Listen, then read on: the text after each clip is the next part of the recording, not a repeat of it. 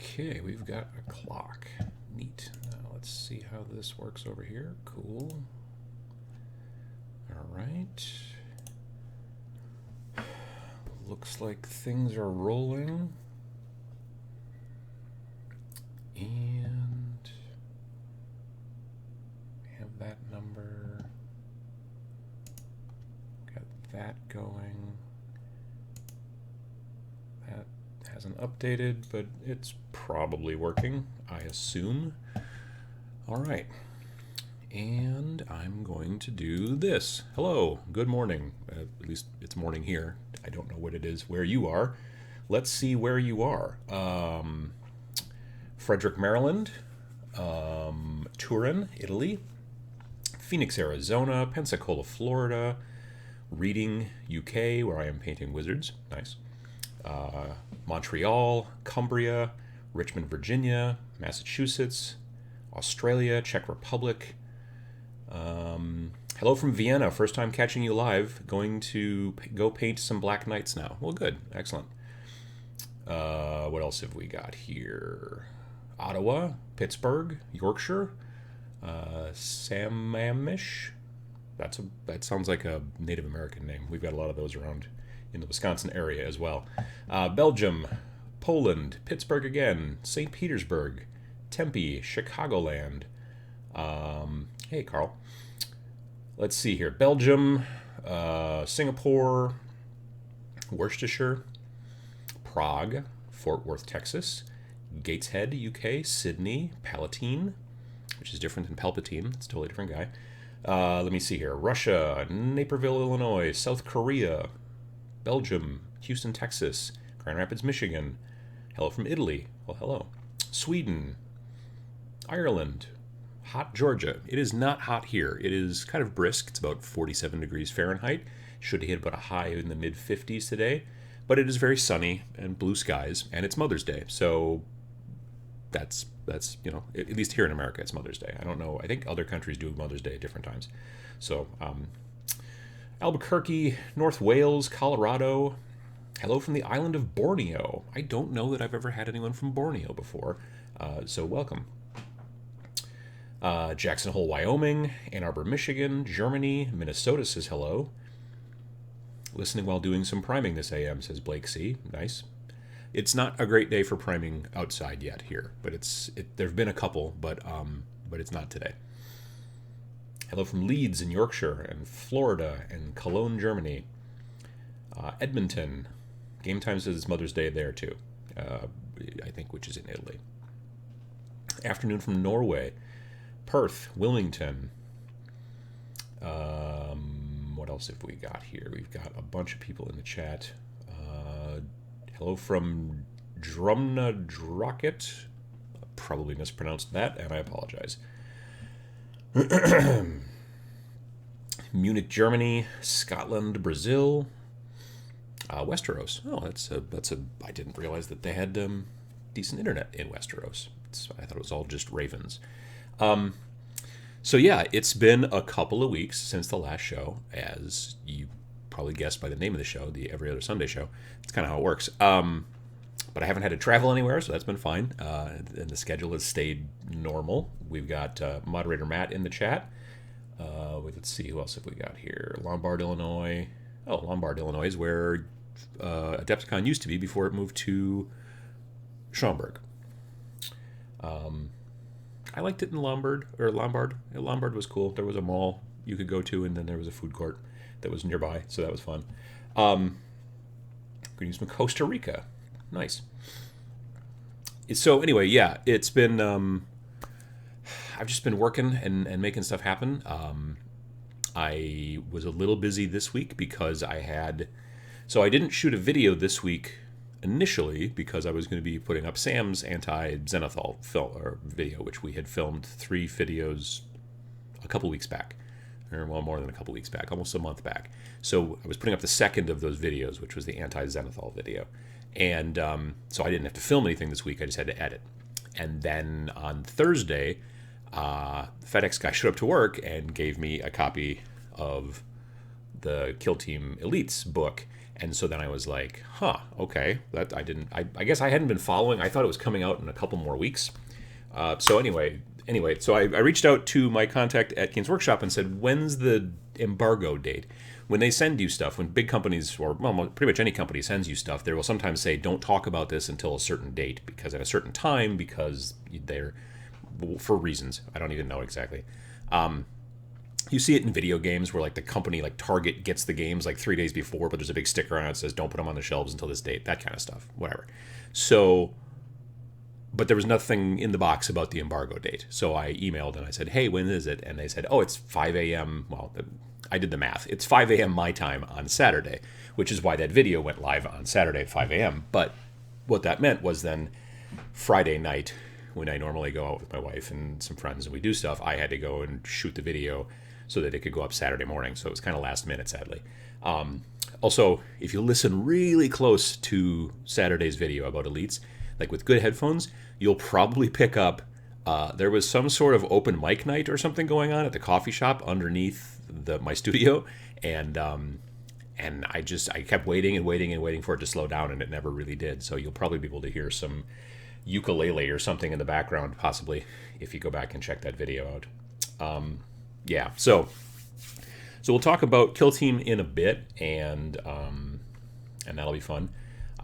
Yesterday, because of Kill Team, and I completely forgot to mention this in the video that I did for Elites, one of the things that's added to Elites is the there's a picture of me here in the title card. The gold dudes here, your custodes, the basically guardians, the bodyguards of the Emperor. You can now take them in Kill Team, and they are massive in points. Like I haven't seen it myself yet because I didn't look that close, but evidently there's a special rule. Like normally your Kill Team your minimum size has to be at least 3 models. Those guys, the Custodes, can take 2, and that's okay. And since the Shield Captain is 67 points and the normal Guardian or whatever is 33 points, I'm not a math scientist, but that turns out to be 100 points. So technically, the reason I think they made that rule is so that you can just take those 2 models in a 100-point game. They're monstrous. They're like weapon skill and ballistic skill 2 up, toughness 5, strength 5, I don't know, like 4 or 5 wounds. They've got a 2-up save, plus they've got an invulnerable. If you take the one that has the Storm Shield, they have a 3-up invulnerable, so they're 2-up, 3-up. I mean, but like I said, the base guy is 33 points, which if you go back and look at core book for Kill Team, the Lictor, I think, is the biggest points value thing you can take in that entire book, and they're 25 points. So anyway, my point is I bought a box of the Guardians, or whatever they're called, Wardens or whatever, and just because I've never painted any before, so the fact that I can just do literally a couple, I'll actually probably do maybe, I don't know if I'll do the entire box of 5, but I do want to try them out. And I was watching someone on Twitch, a woman, I think her Twitch handle is Electric Eve. She's from the UK, I believe, and she was painting some of the Custodes, and she was doing them in black instead of gold, but they had gold trim. And I thought, oh, that's kind of cool looking. And then I was looking through the rules and saw, like in the fluff area, that they do come in different colors. You can, and so I'm gonna go. I think I'm gonna go black as well. Anyway, let's see what else have we got going. I covered up the chat window thing a bit. There we go. Okay. Mad Looper says orcs have more DACA now. Waiting for my book, New Boys. Cool. That's cool. Joshua Daniel Flores asks, are Tempestus any fun to use in Kill Team? Bought a 5-man squad of them to start a Scion Mechanicus list for 40k. I like using the Tempestus. My Kill Team, my Imperial Guard Kill Team, is a mixture of the Scions and regular, Cadian style models. I kind of mix them together. I like them. I think they're cool. I mean, first of all, they're just fun to build and model and paint because they're very different than a normal Cadian, but they do have some pretty interesting kind of extra weapons and things like that. You got your hotshot las guns, you got your volley las gun thing or whatever, stuff like that. So that's kind of cool. So I would definitely try them out. Definitely for Kill Team, they work real well in the Imperial Guards list, and they're not. That's the thing cool is they're not like their own separate thing. You can mix them all together.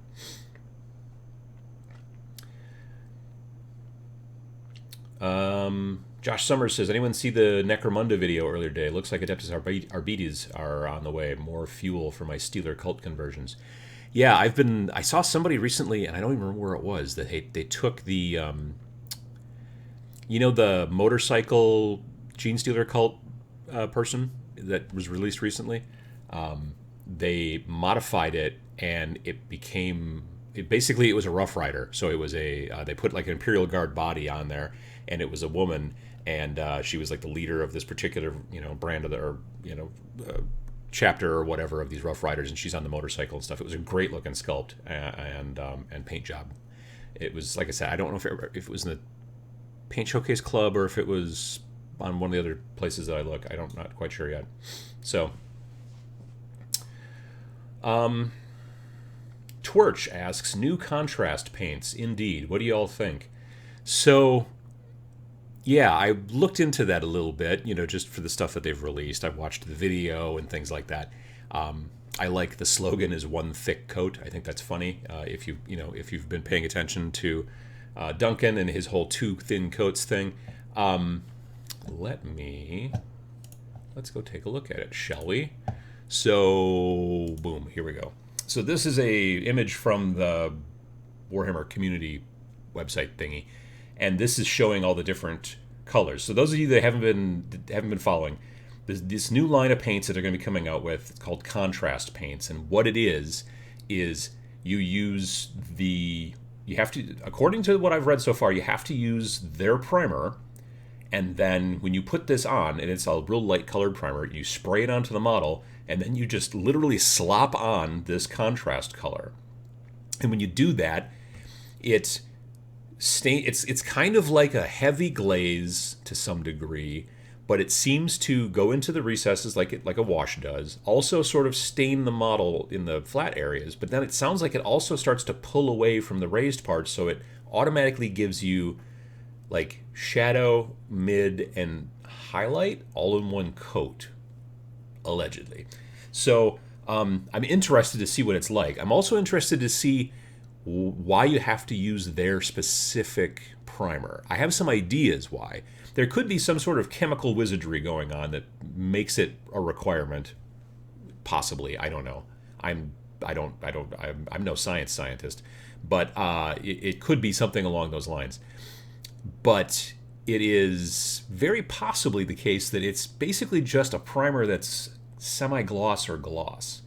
And the reason I'm saying that is because the idea about how it flows into all the different areas a little bit more easily, but yet, all that kind of stuff, that could be, like, there's a good possibility that if you wanted to, you could use any kind of primer as long as you sprayed semi-gloss or gloss varnish over it and then used this contrast stuff. Now, obviously, if you used a black primer, this contrast stuff wouldn't really work because it kind of needs to be over a light color, otherwise everything's going to look real dark.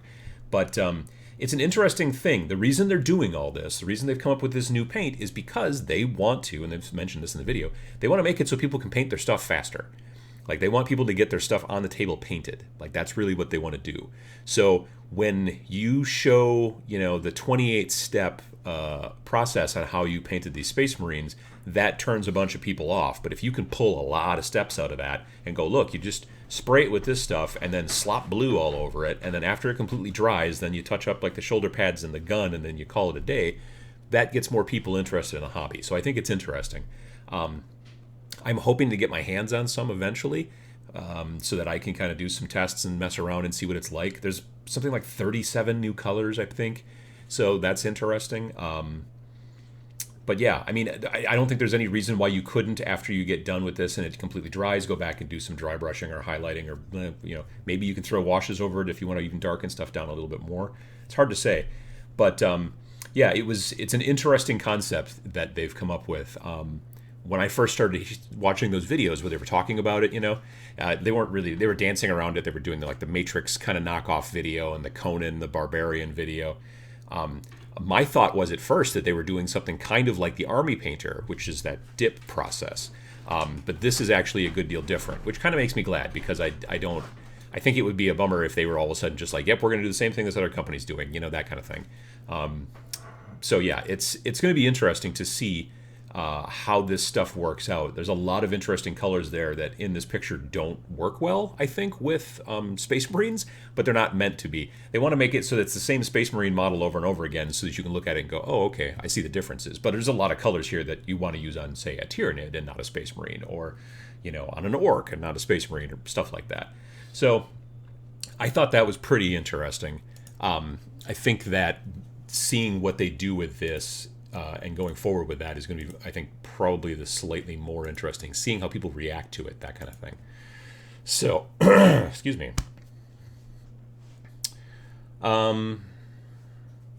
What else have we got here? One day I hope I can learn how to paint cel-shaded, kind of like Borderlands style. That takes a lot of black lining. I've seen people do that. There's somebody who's been posting stuff recently on Facebook somewhere that had been doing a Tau army that they've been trying to do Borderlands cel-shaded style, and it's working. I mean, it's doing well, but I'm betting it takes a ton of extra time. So yeah.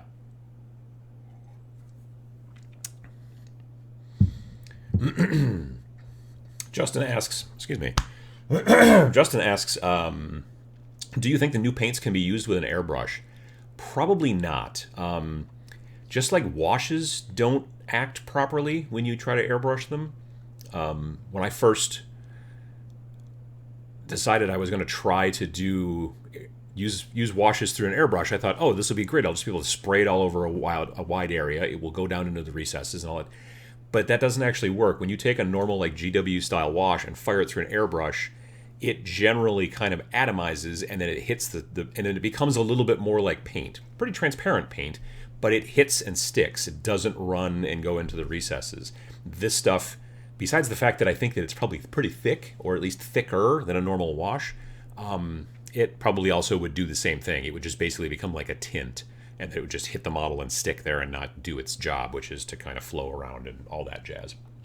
So yeah.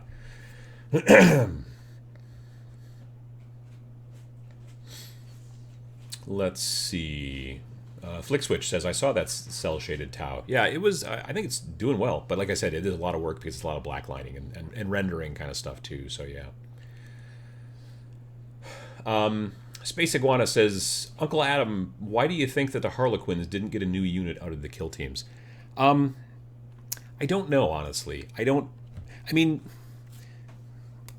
not sure why. To be fair, I don't know a ton about Harlequins, so I don't know that there are a lot of other ones. I'm sure there probably are, and I just don't know what they are. I'm not saying that there aren't. I'm saying I don't know what they are. So I don't know what else would come along and work. The Eldar and the Dark Eldar have gotten a bunch of new stuff, but yeah, you're right. Harlequins didn't. Neither did, as I said in the video, did the Gellerpox squishy dudes and the Rogue Trader folks and the Kroot. Now, somebody said in the comments, they were like, well, the reason that the Rogue Trader box set didn't get any new models is because those are the models that are already in the box set, so you can't add more models. And I'm like, well, that's true. I get that. But I thought it was weird they didn't have any kind of other sort of add-on something, you know what I mean? Like, I'm not saying like sub-factions necessarily, but some sort of special, just a bone, anything, you know what I mean? But I thought that was interesting, so... what else have we got here? Let's see. Torch says that it's he's talking to somebody else. You dip the model and shake off. Oh yeah, that's the stuff from Army Painter. It's basically like a varnish. Like the trick was back in the day, before Army Painter was a company, was you would go to your hardware store and you'd buy like a min wax in like a certain color, and then you would paint your model just straight like base color, no highlights, no shadows or anything like that, and then just literally dip it into the little pot of the wood stuff and then go from there. But the problem is that it would then, it would be very super shiny, and it would also cause all kinds of problems. I'm having a little bit of a cat problem here. Hey, go away. Shoo. Get out from behind the computer. No. Get. Yeah, there you go. Is the last place you need to be, little girl. Okay, she's been collected. So anyway, yeah, What was I talking about? Oh yeah, the varnish. So the stuff from Army Painter is a thinner, like it's not designed for wood. It's designed really more for this, and it's a thinner version of that type of thing. I also don't dip anymore. Like I used to try when I first started, I would actually dip, but I can't tell you how many times I would drop models inside the thing, and that was a mess. So if I was to use that stuff when I do, and I don't use it much, but like for big horde things, it's very useful. Like if you're doing a whole bunch of something, like let's say skeletons maybe, you can then brush that stuff on. This stuff is totally different in that there's not like a second step. You're just literally one step slopping on a bunch of color, not in a bad way, but you're putting on a heavy coat of color, and then it's supposed to soak into the spots and then also kind of cause some highlights and all that jazz. So yeah. Let me see. Dr. Robert Kelso says, I can't believe GW would create an easier way to paint after I finally kind of figured out the classic method after almost 2 years. Well, the trick is that I don't know that it's going to work in every situation. In the pictures that they showed that I saw in the video, they showed it on like a bloodthirster, which is predominantly all red. So they're going to put a bunch of red on there and then painted the extra bits and then you're done. I could see it working on a Space Marine when the Space Marine's all one specific color, let's say Blood Angels, let's say Dark Angels, that kind of stuff, even Ultramarines to some degree. But you still have to go back and go through and do their stuff. When you get into something that's, let's say, an orc that's wearing a bunch of armor, well, if you slop green over everything, that's not going to work. You can maybe put green in certain spots. So there's still some benefit to that, but I think that it's going to be helpful for beginners or for people getting into the hobby or for people who are just trying to, even who've been doing it for a long time but want to speed things along. So it'll be interesting. Again, I'm reserving any kind of thoughts because I haven't actually touched the stuff yet, and I want to see what the final outcome looks like, how quick the process is, how long it takes to dry, that kind of stuff. Like if it's something you put on but you have to wait overnight for, that's going to slow things down, obviously. So if the process that's designed to speed things up takes a really long time to dry, then maybe it comes out in the wash and then maybe it's not as useful as possible. But I haven't had any access to the stuff yet. I'm hoping that maybe they send me some early so I can mess with it and make a video and go from there. So we will see. Let's see here. Game Time asks, Uncle Adam, I'm planning on varnishing my models, but I heard you talk about frosting. How do I prevent this? It depends on how you're going to frost them. It depends on how you're going to varnish them.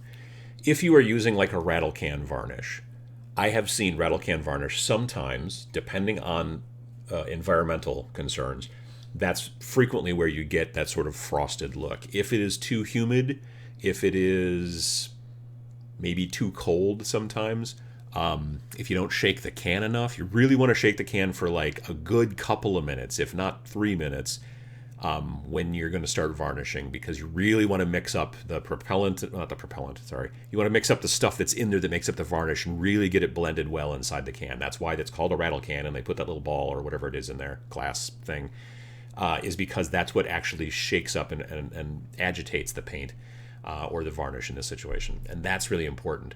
Look at the instructions on the back of the can, and if it says, don't do it over this humidity and don't do it over this temperature or under this temperature, then don't actually do it, because you could potentially frost the models. If your models do get frosted, and it doesn't happen all the time, it happens once in a while, but if your models do get frosted, then I've not ever had this problem necessarily, because the one time it happened to me, I ended up just stripping the models and starting over because I didn't know this at the time. But sometimes what you can do, evidently, is then take a gloss varnish and then gloss varnish it, which will then get rid of the frost, but now you'll be shiny again. But then maybe you can come back afterwards and then do a matte varnish again after everything's dried, when the environmental concerns are a little bit more in line. So that's kind of an interesting thing to look at. But yeah, again, it doesn't happen all the time. Especially if you make sure to shake the can really well, and if you make sure to stick in within the like I said, environmental, humidity, temperature, all that kind of stuff, parameters. That's a good science word right there. Yeah. Lately, honestly, I've been predominantly just using my favorite varnish these days. It does not come in a rattle can. It comes in a little bottle. It's made by AK Interactive, and it's called Ultra Matte Varnish. And I fire it through my airbrush, and it is spectacular. It's my favorite right now. It is really good, better than Dull Coat even. It's a little hard to find. I had to get it on eBay, but I really, really, really like it. I really do. Now that we're getting to the point where the weather's going to start getting a little bit more cooperative around here, I am going to finally do some tests, hopefully, and I'm also going to try out that frosted glass spray from like Rust-Oleum that I was told about actually more than a year ago, but just never really, nothing came together for me to actually sit down and try it out. It's designed for actually frosting glass so that you can't see through it. It's translucent, but not transparent. And yet, though, when you spray it on miniatures, I've seen the finished results, and they look really great. So I want to try it out to see what it looks like. So yeah, looks like there's a lot of good points here in the chat about other people make sure your paint is completely dry before you start to do the varnish. A lot of other tips and tricks. It's always a good thing in the chat when people can follow up the stuff that I miss, which is very frequently some. Esoteric Wolf says, I prefer using Vallejo brush-on satin varnish mixed in with tiny amount of water. Everybody also, to some degree, has their own favorite way to do things, too. Some people like a little bit of satin. Some people like I like them to be as matte as possible. Like, I would like no shine on the model at all. Sometimes I will go back after I've done that and made it really super flat. Like, especially if it's like a Nurgle kind of a model, I will go back and put glossy bits on the guts hanging out and stuff like that because they should look wet, because they're icky. So there's that. But yeah, definitely, for the most part, like, I prefer super, super, super flat matte, but some people like them to be, sort of between matte and glossy, which would be semi or satin, that kind of stuff. Everybody has kind of their own preference on those things. Let's see here. Do you varnish all of your models, or do you decide on a case-by-case basis? Because I am predominantly a gamer, I do try to varnish all my models. From what I understand from the people who are display painters, evidently most display painters do not varnish their models. There are times in display paint sometimes where you may decide to throw down a gloss maybe in certain areas because you want a wash to sort of flow and run in a certain way. I've seen that more in scale modeling than actually display. But for the most part, from what I understand, like people like Sam who are painting stuff for the crystal brush or things like that, when that model is done, it is usually not varnished. Sometimes varnish can change the way that paints look a little bit. A very, very strong matte varnish will sometimes make your metallics not look as metallic because it's taking away some of that gloss. The reason metallics reflect light is because there are actual little tiny, tiny, tiny little chunks of metal in the paint. And when you kind of like, the points where those chunks of metal are closest to the surface, they give a bit more of a reflection. So when you then throw a matte over it so they don't reflect anymore, it becomes kind of a situation where it's sort of, I don't mind that. You still get a nice kind of a dull, again, I'm almost never painting anything that looks like it's parade ready and super polished. I always want to paint my stuff to look a little grungy, so I don't mind that, but some people do. I just saw Vince Venturello recently. He was talking about varnish. I don't know if this was recently. I just saw it recently, though. He was talking about varnish, and what he does is he will either get the model mostly done, varnish it, and then paint the metallics afterwards, or I suppose you could also decide you're going to varnish it and then just cover the metallic parts that you want to stay really shiny. You could cover those with maybe a little bit of silly putty so that when you spray your stuff over it, it doesn't get on those parts, and then you can just peel away the silly putty. Silly putty is, if you can go to the wherever you get silly putty, at the silly putty store, I don't know, like the grocery store, the department store, I don't know where you get silly putty these days. I've got a couple eggs of it that I use for airbrushing. It's awesome for, like, when you just need to cover up most of the model, but not this model. Like, you can just make like a little real super flat sheet of it and then put it over the model and just have his sword sticking out through the silly putty and then just spray the sword part or whatever. There's a lot of cool uses for silly putty when you are trying to use it for masking or for protecting the model from the airbrush so that you can paint just one part and not all of it, or whatever. It's pretty cool. So yeah. Let's see here. VJ Morph says, hey Adam, time for a shameless plug. What are you most looking forward to about TMX this year? Oh, you mean the Tabletop Minions Expo? Coming up in less than a month now. Just barely less than a month. June 8th and 9th, 2019 in Oshkosh, Wisconsin.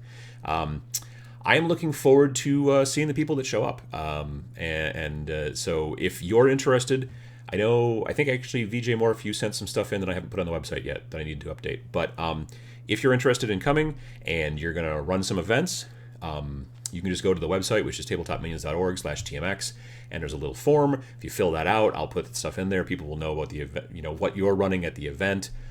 There's information about, like, I think if you, check the website for, there's more information in there, but there's also information in there about housing and like if you want to stay there. If you're just driving from like nearby, cool, but there are people coming from, some distances. VJ Morph is coming from Australia. So, and other people are coming from all over the place, so it's going to be great.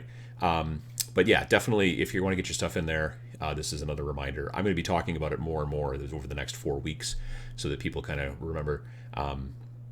So yeah, definitely check it out. Go to the website and check it out and come by. There'll be lots of people there. Well, not lots. It'll be small. Last year we had like 65 people, but it's a fun little party amongst people who like to watch the channel, and the events are not tournaments. It's all demos. It's all expo. That's why it's called the expo and not a convention.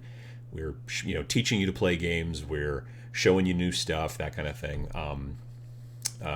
Josh Mack is going to be Mac the Maker. He's going to be doing a seminar about 3D printing stuff, like how to clean up 3D printing after you're done 3D printing and make it so you can start painting it and stuff like that. There's going to be lots of different people doing all kinds of things, so it's going to be cool. But it's very useful, and it's a fun time. And then frequently we go to go out afterwards, because on Saturday it goes till 10. For those of you that wanted a little bit of kitty shenanigans before, this is Margot, and she just jumped into my lap because that's what she does sometimes. She likes attention. She's my girl, but I'm trying to do a video for a bit here. I'll snuggle with you a little bit later, all right? Okay, so let me see here. What else have we got going on? Emily says you can get Silly Putty at the dollar store. That's probably a good place to get it. That makes a lot of sense. Yeah, Silly Putty is good for that. So is, someone else mentioned Blue Tack. Poster Putty. I did a video about Poster Putty a long time ago. Poster Putty is stickier. So sometimes that's good. But Silly Putty itself is not sticky, which is, it's weird because you can take Silly Putty and stick it in the newspaper, if you still get a newspaper anymore, and then it will peel up the ink or whatever, but technically newspaper ink just sticks to your fingers anyway, so that isn't that surprising. Poster Putty is designed, by name to stick things to the wall, and sometimes it works, sometimes not so much. So, stop chewing at it. She likes to chew on plastic. Anyway, yeah, I don't know. Sometimes I'm a little concerned with Poster Putty, especially if you leave it on too long. Like if you put it on and then go do stuff for 3 weeks, which, we've all had that thing where you're going to work on something and then life gets in the way for like a long time. And then you come back after 3 weeks and then spray it and then try to peel off the Poster Putty and then it pulls off the paint underneath it, and then you don't want that. So that's one of the reasons it's a little better, at least in my opinion, Silly Putty versus Poster Putty. Let me see here. People are saying hello to Margot. Static asks, is Admech a good army to play after coming back to 40k after a few years? I haven't been keeping up with 40k for more than 5 years. Yeah, the Adeptus Mechanicus are cool. They are a little fiddly. Not all of them, but some of them are a little fiddly to build, I'm not going to lie. Rust Stalkers, Infiltrators, very skinny. There's kind of a lot of skinny boy things going on in that army. And it depends on what you're interested in. If you're interested in winning tournaments, I am sadly not the guy to ask about that. I'm not really into the competitive scene, so I don't know who the best is. If you really like the look of them and think that they're cool, then yeah, I can totally see that. That reminds me, there was another picture. Let's go back over here real quick. This is all stuff from Warhammer Fest, which is going on right now overseas in the UK. This is a painted version of one of the new Sisters of Battle folks. Chaos Knights, which I was really surprised by. Like, they're going to make a Chaos Knights Codex, and they have new models. They're all chaosy looking. This. Adeptus Mechanicus now finally have a transport, because they've never had a vehicle for actually taking folks to and from on the battlefield, and now they have this one, which I think is sort of cool looking. I don't know what it is, but it's like a 50s hover tank, just like they've got those big giant Castellan 50s robots. I don't know. I like the look of the stuff from the whatever Adeptus Mechanicus. So if you like the look of it and you think the army's cool and you've read a little bit of the fluff or looked online about it, I would look into it because it's pretty cool. And yeah, so again, like I said, I'm not the guy to ask about whether they're good in the game necessarily or whether they're competitive in the meta or anything and stuff like that, but I think they're pretty cool looking. So yeah. Whirlwind 91 says Admech are a fantastic army to play. So there you go. I mean, you got that. Guillermo says that Poster Putty works great for camo masking. Absolutely does.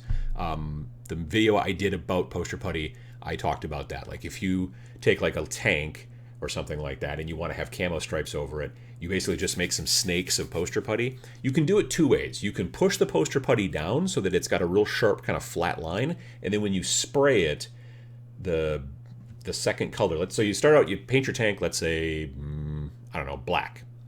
Then you put stripes of Poster Putty where you want the black to stay, and then you spray the tank again all green, and now you have a black and green, like obviously you don't probably do it bright green, you'd probably do it, army green, but you do then have a stripy tank that's black and green, which we did the Americans. I've been doing a little bit of research on tank stuff because I've got another project I'm working on. But yeah, so that's a color combination that we did.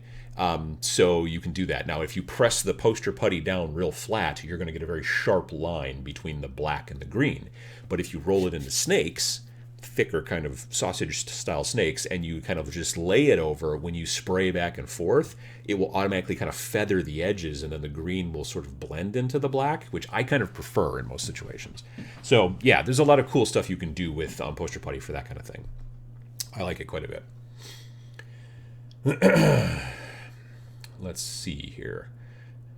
King Bread says that the Admech transport looks like a Higgins boat from World War II. It's very, yes. And the next part, JP Got Rocket says it looks very diesel punk. It very much does. I really like the look of the stuff that they're doing for Admech. It's very different than a lot of other armies, and I think that's really cool.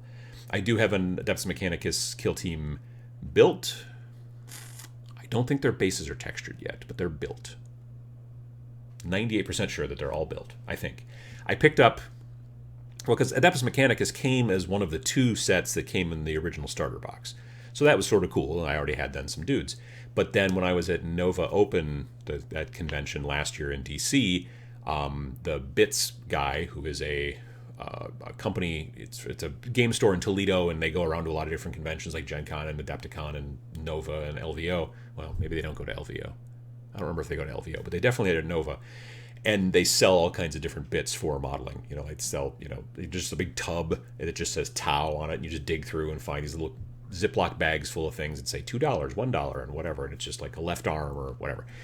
Anyway, they also sell stuff that's been already painted, and they also sell stuff that's been built but not painted yet. And so I ended up buying 5 either infiltrators or rust stalkers, I don't remember, that were already built, which I thought that's awesome because they are kind of, like I said, fiddly to build.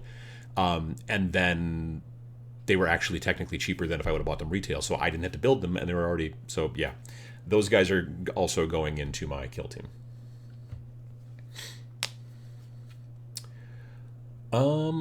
Let's see here. Question: when pinning models to corks for painting, do you glue the pins into the models? Yes, I do. So what I do if I'm going to be doing something like that with corks is I drill a hole in the bottom of the foot of the model, and then I take some CA glue and I put it on the end of a piece of paper clip and I stick it up inside that hole and let it set.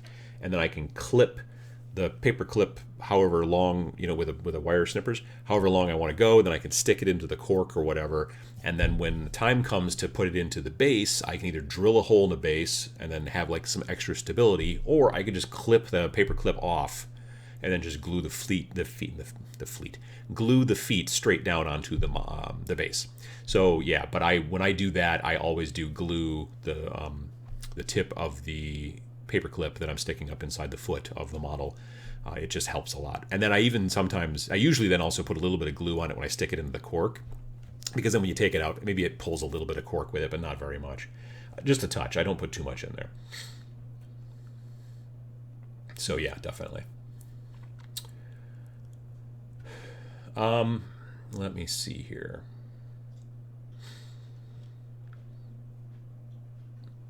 Sarge Cronus says, "Isn't that new Primaris tank just a repulsor hull with a bigger turret? I mean, it doesn't have to have side bolsters, but still." The way that I saw it explained is it's basically like the difference between a Rhino and a Predator, except that in that comparison, the original Rhino, which is the original repulsor, is covered in weapons, and now the new one has heavier weapons. So it's the same kind of vehicle. I suspect maybe it carries fewer Primaris inside. That I don't know yet. I haven't looked at it real close. But yeah, it is definitely the same. I think it's pretty much just the same model, and they're probably throwing in a new sprue for the turret, which is basically the same thing that they do with the Whirlwind, the Predator, a bunch of those other models, which are basically the same Rhino chassis. They just throw a different top on it or a different whatever. So yeah, same type of deal. Rose Russell says it's bigger, better weapons plus bigger tank. I don't know if it could be physically larger. It looks identical to me, so I don't know that it's. I feel like it's the same body, and they just put a different sprue in there for the thing. But I could be wrong. I glanced at it and was like, oh yeah, new repulsor, that's cool. And then I didn't, because I already have a repulsor built, and I don't really see myself buying a second one. But yeah. Let me see here. The Animaster says, "Is Kill Team a good way to get the kids into playing, or should I stick to small skirmish games using standard 40k rules?" Well, it depends on how old your kids are, I would think. So if your kids are quite young, there is a game that you can get, maybe, you might not be able to, but it's called Space Marine Adventures. And I think it was originally only sold at Barnes & Noble for reasons. You may have to look online and see if you can find it someplace. But that was a game that was designed for younger players or beginner players. And it's kind of one of those, like, just here you go. If your kids are a bit older, getting towards 12, 13 years old, then I think Kill Team would be great. But I think if your kids are like 7, 8, Kill Team might be a little bit too much. It's hard to say. You know your kids better than me. Maybe your kids are geniuses. Your kids are very potentially smarter than I am. So they could, be winning tournaments at 6. But if your kids are, like most kids that I meet, they may not necessarily be able to handle Kill Team when they're really young. But I've got going to conventions. That's why I frequently teach games like Song of Blades and Heroes. One of the things that's cool about Song of Blades and Heroes is that pretty much anybody can pick it up, whether you're a younger person who's interested in this kind of thing, or whether you're a person who's my age or younger or older who's never played a miniatures game before. It's relatively simple to pick up, so that's good. Let me see here. Last time we talked, we had mentioned the Shadespire video game. I saw a screenshot of the game this weekend. It looks like a word-for-word remake. Did you see the screenshot? I didn't see the screenshot, I don't think. But the developer, at least I'm pretty sure it's the developer of the game, I've got something in my eye, sorry, has reached out to me and asked me to take a look at some stuff, like a screenshot and some other things and whatever. So I'm not sure. It does look like, you're right, it does look like it's just basically a digital version of the current game, which is interesting. I don't know exactly what my thoughts are on that. I may reach back out and say, hey, I'll take a look at a beta once you guys get that point or something like that. I just don't know if I really want is it important to have a game that is a 1-to-1 exact version of the tabletop? Like, why? I don't know. We'll see. Gustu says the body isn't the same as the regular repulsor. Huh, no kidding. It looks the same. I mean, I glanced at it. I didn't look real super close. So if it's slightly different than the regular repulsor, but the same type of repulsory kind of material on the bottom, that'll be interesting. Is Death Guard a viable Kill Team option? I have a little army of Death Guard and want to start with Kill Team. Oh yeah, no. Death Guard are great for Kill Team. I have one of my Kill Teams is basically 6 Death Guard. And I've got a Blight Launcher in there, and a couple other cool things. I like them. They've worked out quite well for me, actually. And they're fun to paint, and they're awesome. But they're also pretty good in the game. So yeah, Death Guard are pretty cool in Kill Team. So if you've already got some done, you're really just pick up the book, and then you're ready to go.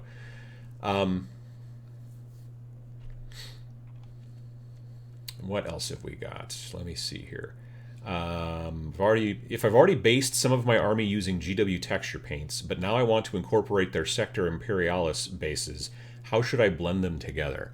So if you're using the texture paints on some of them, and now you want to use those kind of more like spaceship hull style kind of plates, what I would do is I would try to blend it a little bit into making it look like maybe some of the dust has come, or the dirt has like come from outside and then like kind of stopped. So like, if this was the base, obviously this is not to scale, but if this was the base, you could like do like part of it maybe coming around the edges, like some of that texture, and then have it sort of eventually stop. And it's going to be hard to blend that texture paint out and get it to stop, in my opinion.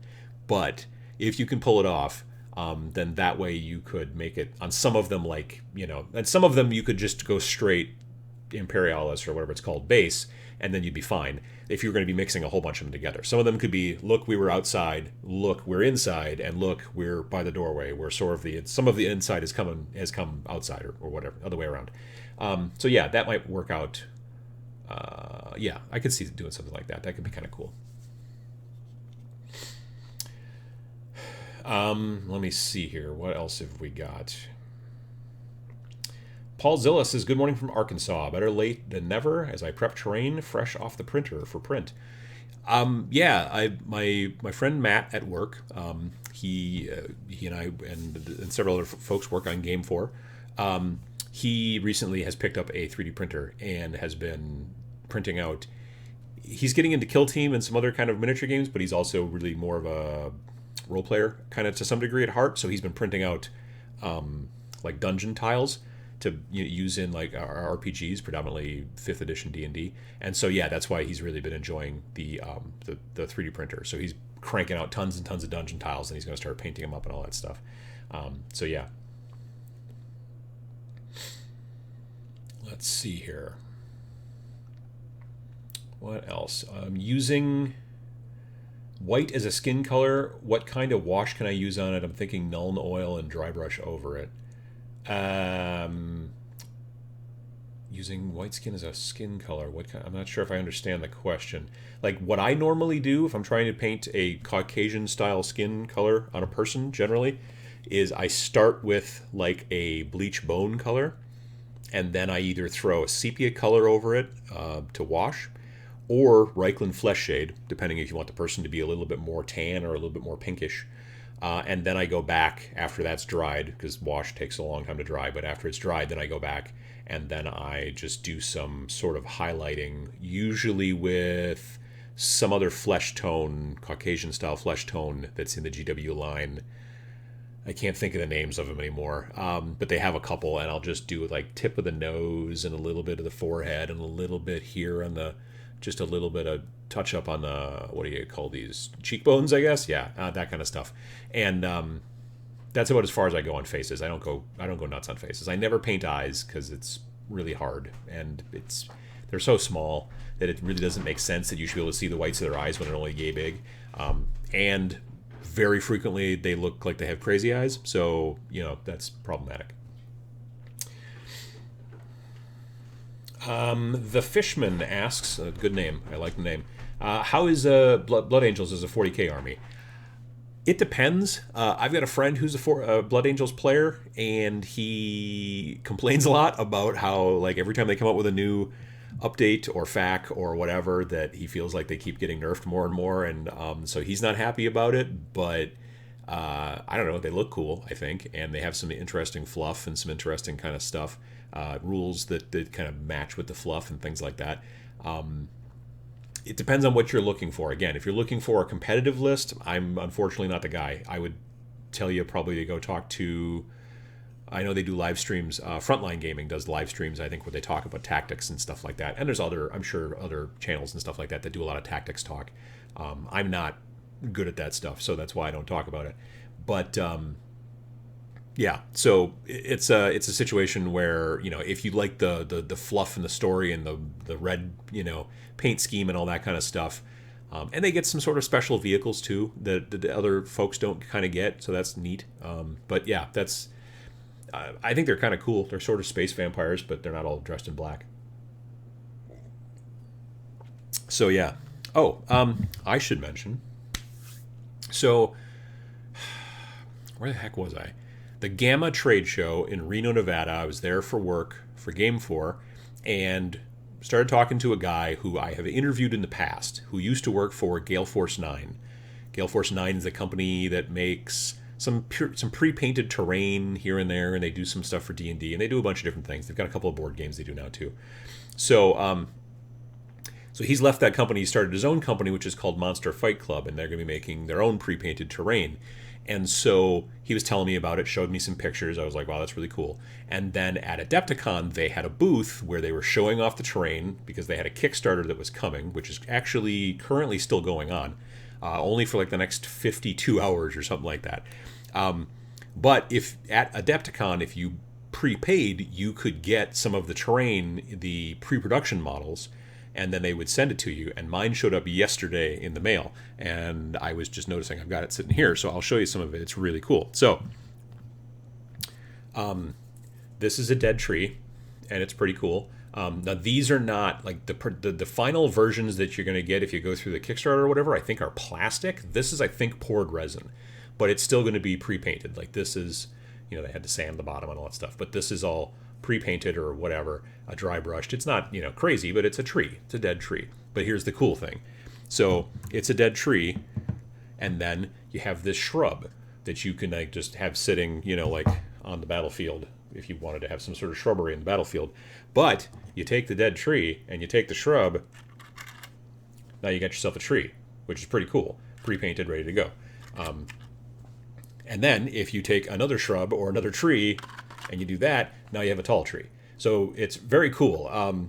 They made this whole series of different ones. They make them in green, they make them in autumn colors, they make them in weird alien blue colors, and you can get a bunch of different cool stuff. And I just think they're really neat for the battlefield, and they're super, super easy to work with because you just take them out of the box and use them. You don't have to paint them, you don't have to put them together. They're modular, and they're really easy. Like you could have like an area that gets shelled, and so before it gets shelled, it looks like this, and then after it gets bombed and depleted and everything, then it looks like this. And it's just really kind of cool stuff. I've got their page up somewhere. Here and this. So this is, and this is not an ad or anything like that. I just was really impressed with what they made, and I bought some of it, and it showed up yesterday. But they've got, it says here 52 hours left to go. They were trying to raise $30,000. They've raised $143,000. And they also make other stuff besides trees. They also make rocks and bridgey bits and stuff like that. And I think it's pretty cool. So if you're interested, you should check that out. It's called Monster Fight Club. If you just do a Google search for it, you can find it. But yeah, I suspect like most Kickstarters, they'll have some sort of like backer kit thing after if you miss in the 52 hours. But if you do it for the 52 hours, like right now, if you pledge $40, then you get a single set. So you would get basically 2 trees, so you'd get, I think, 2 of these trees plus 2 of these, and also I think a stump. Hang on. So yeah, this is the $40 set. You either, I take that back. You get 3 trees and a stump. And then potentially you can also get rocks or bridges or stuff like that. So that's actually really cool. I didn't realize. I thought it was only 2 trees, but it's actually 3 trees. So yeah, like I said, I had pre-purchased, and that's why I got mine. And then also, I'll show you this too. I didn't get the rocks because I have plenty of rocks. Let me push this button. And let me get back to here and this. So they also make these bridges, which when I saw these bridges, I thought, well, this is very cool. This will work great for Frostgrave or, other types of fantasy games like that. And the thing that's really cool about these too is that you can take these parts out. So now you've got like a real rickety kind of walkway that you might have to leap across, or, you can just snap them back in. And they're all, like I said, pre-painted, and like these just came out of the They were wrapped in bubble wrap, and I took them out and showed them to you. So, and there's little stairs too, which I think is kind of cool. Yeah, so anyway, Monster Fight Club, do a search for it, and you can find their stuff. If you miss the Kickstarter completely and totally, that's okay also, because they told me that they're going to be going to normal distribution. So like your local comic shop or game shop or whatever should be able to buy from one of their distributors their stuff sometime either this summer or next, but I think it's still this year. I'm pretty sure. But yeah, so this is not just something they're going to do as a Kickstarter and be like, well, that's it. That's all you got to get. They're doing as a Kickstarter to kind of get things rolling and get it out there. And a lot of times Kickstarters are used, I think, as a marketing thing to some degree. But they're also going to be selling it through normal game distribution so that you'll be able to buy it pretty much anywhere. And it's going to be different, I think, than the Gale Force 9 painted terrain, in that a lot of that painted terrain, like all of a sudden it would be out of print, out of stock, and you couldn't get it anymore. You had to go to eBay. Lord knows I've gone to eBay to get some of those pieces before. When I was talking to John from Monster Fight Club, he was like, yeah, we don't, these trees and the standard basic stuff, he's like, we're never going to have them out of stock. We are planning on going heavy on these so that we've got them. So you should be able to get them from distribution and stuff like that. You know, like, again, you won't be able to talk to your local game store and say get them now, but I think closer to the end of the year they should be available through any distributor, or many of the distributors at least, that your local store's probably got. It's just very cool to have very quick and simple pre-painted terrain sometimes to be able to throw on the table that looks nice but is something that you don't have to mess with a whole bunch. I just really like that. I mean, if you really wanted to, you can go in and touch these up and add some more highlights if you wanted to, or something like that. Tweak the trees, a little bit more dry brush if you want them to look a little bit more ashy, or, you know, like a wasteland or whatever. That's cool. But I just know a lot of people, myself included, do really enjoy sometimes pre-painted terrain because it's just one less thing you got to worry about. You know what I mean? So, yeah. Anyway. Got some people talking about their particular blends for different types of flesh painting, which I think is great. Captain Ferrite says it's a hard sell when it's more expensive than GW trees. Well, GW trees, I think, if I remember correctly, are $30 for that plastic thing, but you've got to put the trees together and build them, and well, that's the same thing, and also paint them. Whereas this, for $40, you get 3 trees and you take them out of the package and you start playing with them. So it's up to you.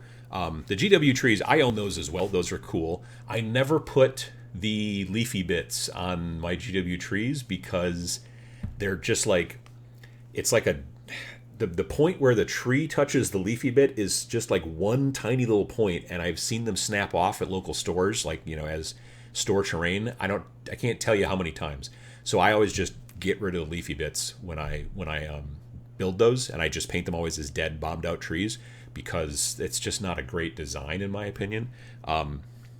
So yeah, I get to what you're saying, but I think that I like the way that these kind of work, and again, like I said, you don't have to paint them or anything. You just take them out of the box. I don't know what they'll actually come in. Mine came in a big box and they were wrapped in bubble wrap.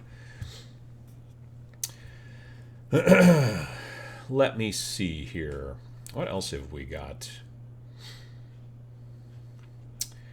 Adron says, made it for the second half. Had to take the wife to see Detective Pikachu. Oh, is that out in theaters already? I had no idea. I saw that they put the entire movie on YouTube, and then you could download, when you watched it, it was just Detective Pikachu just dancing for like an hour and 45 minutes, and it wasn't actually the real movie at all. I thought that was clever. So yeah. Liam says, love the mug, by the way, Adam. The mug. Oh, my coffee mug? Oh.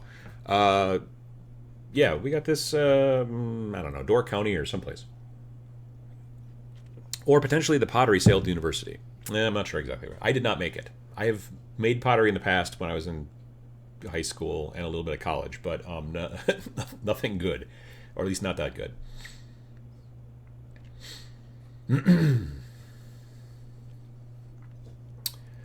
Let me see. Slimeageddon says, does anyone have experience with doing a 3D table? I'm new in the hobby and I'm building a table. I believe it is 6x4, and I want it to be three-dimensional and not only flat with paint on it. I mean, there are plenty of channels out there that do tutorials about how to make like really cool 3D tables.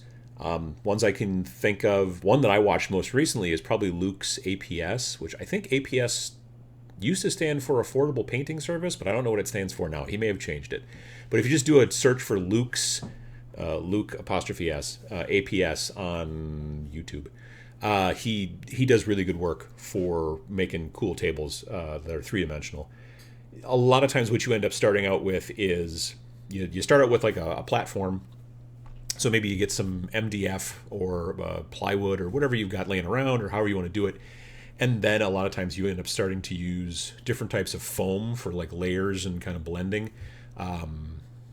If you live in a part of the world where they've got that pink insulation foam that you see on the outside of houses in areas of the world where it gets cold, I forget exactly what it's called, but it's not like normal white styrofoam that's got all those little balls. It's much more dense than that, and it's usually either pink or light blue or light green. There's a name for it. I don't remember what it is. But if you can get that stuff's very good for making three-dimensional terrain, and then you can kind of shave it down a little bit with like a hobby knife or like one of those knives with the clicky thing that, and yeah, and then you can shave the stuff down and get it. And you can even need to take like sometimes you can take files or rasps to it to kind of try to shape it as well. But yeah, it works out pretty well for terrain, and then you cover it maybe with spackle, or there's all kinds of different things. There's a lot. It's a pretty deep rabbit hole if you want to get into building a 3D wargaming table, but when it's done it can be very, very cool. So let's see here. Oh yeah, also Terrain Tutor, he talks about stuff like that too. I was just thinking of Luke's because I just watched one of his videos where he was doing a 3D table, I think last week. JP Got Rockets does have a good point, though. He says, don't sculpt your table, build terrain to put on it. Otherwise, you will get tired of what you have. It's true that when you build the table to be three-dimensional, you can sometimes be like, well, there's always this hill on this side. And eventually you can be tired of that hill being on that side. Now, you could just take the table and spin it around. But you see what I'm saying? If you don't build things modularly, then you can't move things around. So that's why I think a lot of times those kind of neoprene like mouse pads style terrain mats are popular, because they can be, you just lay it out and it's got something printed on it so it looks at least visually more interesting, and then you put different pieces of terrain where you want, and then you can move them around and change them for whatever kind of scenario you want, and that's kind of cool. I agree, though, I would never probably build a 4x6 full table in 3 dimensions and stuff like that. I could easily see myself building either a 3x3 or a 4x4 for very specific stuff, but still keeping it flat enough that you can put terrain on it and not have it be completely locked down, like this house is always stuck here, you know what I mean? But there might always be a river running like right here or something like that. I could see doing that. The other thing is that and I've seen people do this before, is they will build them modularly. So it's a 3-dimensional thing, but you can take it apart. Maybe it's 4 pieces, and you can move this piece over here and this piece over here and put it together, and now it works differently. Getting that to work seamlessly is a little hard, so that's also problematic. But I would do some research. Like I said, some of those channels I mentioned before, they'll have some good tips, in my opinion. Let me see here. Okay, it's about 10 o'clock, so I should probably start talking about Kill Team Elites. Let's do that. So this is the book. It says Elites right there. That's kind of hard to do while I'm looking at the thing. So yeah, like I said, I got this book Thursday afternoon, and then made a video about it Friday night, which is why I sort of missed a couple of things. Like, I neglected to mention that the Harlequins didn't seem to get anything. I completely neglected the fact that there are now Adeptus Custodes. That's these guys over here. For those of you that don't keep up on the lore very much, the Custodes are basically the bodyguards of the Emperor. They are the best of the best of the best of the best. They are genetically built and modified, and they live on Holy Terra, aka Earth, and their job is to make sure that nobody messes with the Emperor for the most part. They make Space Marines look like wusses. Like, honestly, just like... So, okay, let me just give you some stats, if we're going to go down that road. So, the normal base Custodian Guard, they cost 33 points. Now, like I said earlier, in Kill Team, I think the most expensive in the core book model is 25 points for the Tyrannid Lictor. Most everything else is considerably fewer points. So 33 points for one Custodian Guard. Now you say, geez, that's crazy. Well, he's got a move of 6. Many people have a move of 6. Weapon skill and ballistic skill are 2+, meaning when shooting a gun or swinging a weapon to hit, they only miss on 1s. Now, obviously, there's like range and there's modifiers and things like that, but the base is 2 up. The strength and toughness are both 5. So, like, a Space Marine is strength and toughness 4, an Imperial Guard is strength and toughness 3, I think. Like, a normal human who just goes to work every day or whatever in this universe is probably strength and toughness 2-ish. So these guys are pretty monstrous. 5 and 5 for strength and toughness is not bad. 3 wounds. Primaris models have 2 wounds. Most everybody in Kill Team has got 1 wound. These guys have got 3. They also have 3 attacks base, which means that every time they get into a melee fight, they swing 3 times. They have leadership 8, which I'm a little surprised by. I would think that they would almost have a higher leadership. And then they have a armor save of 2 up. So that means that when you take damage, you roll, and again, on a 1 is the only way you can really take damage. And again, there are modifiers, but that's your base. They also have a 5 up invulnerable save. So if your normal 2 up save, okay, but let's say that this person came up and hit this Custodes, and that person had a a power sword. Power swords, I can't remember off the top of my head. They are either AP -3 or AP -4. So you would take your normal number of your save. Let's say you're a Space Marine and your save is 3 up. And if somebody comes up and hits you with a power sword, which is, let's say, AP -4, then you have to basically subtract 4 from your roll, and now your 3 becomes a 7. And you can't roll a 7 on a 6-sider, so that's problematic. What the invulnerable save does is that it allows you to, let's say that same thing happens again, you now need a 6 because you're a Custodes. You need a 6 now to be able to save. Because you have this invulnerable save, it's no matter how much AP they have, now you have a 5. Excuse me. It's always the morning voice. That's a problem. Matthew Sears says, I wish the rest of the video was just Adam reading stat lines. Yes, I understand. Also, lastly, if you decide to take the build that has a Storm Shield, then they get a 3 up invulnerable instead of 5 up. So they become 2 up, 5 up, or 2 up, 3 up, which is crazy. So that's like the big addition, in my opinion, because we've never had Custodes before. Everything else that's in here is basically additions to what we've already kind of had, which is cool. But that's kind of interesting, and it's on my mind because, like I said, last night I was building Custodes. But the big things that are in here that a lot of people, I think, are very interested in is the word that I could not come up with when I was making the video on Friday night. I kept calling them chapter tactics, and it's actually sub-factions. Chapter tactics is a sub-faction just for Space Marines, whereas regimental doctrines are the sub-faction rules for Imperial Guard. And Forge World Dogma is the sub-faction rules for the Imperial, or those guys, the Adeptus Mechanicus and all that kind of stuff. So what this does is it finally gives a bit of flavor, to some degree, to your armies. You know, when the original core book came out, let's say you wanted to go Space Marines, and you're like, cool, I'm going to do, Space Wolves, because I really like Space Wolves.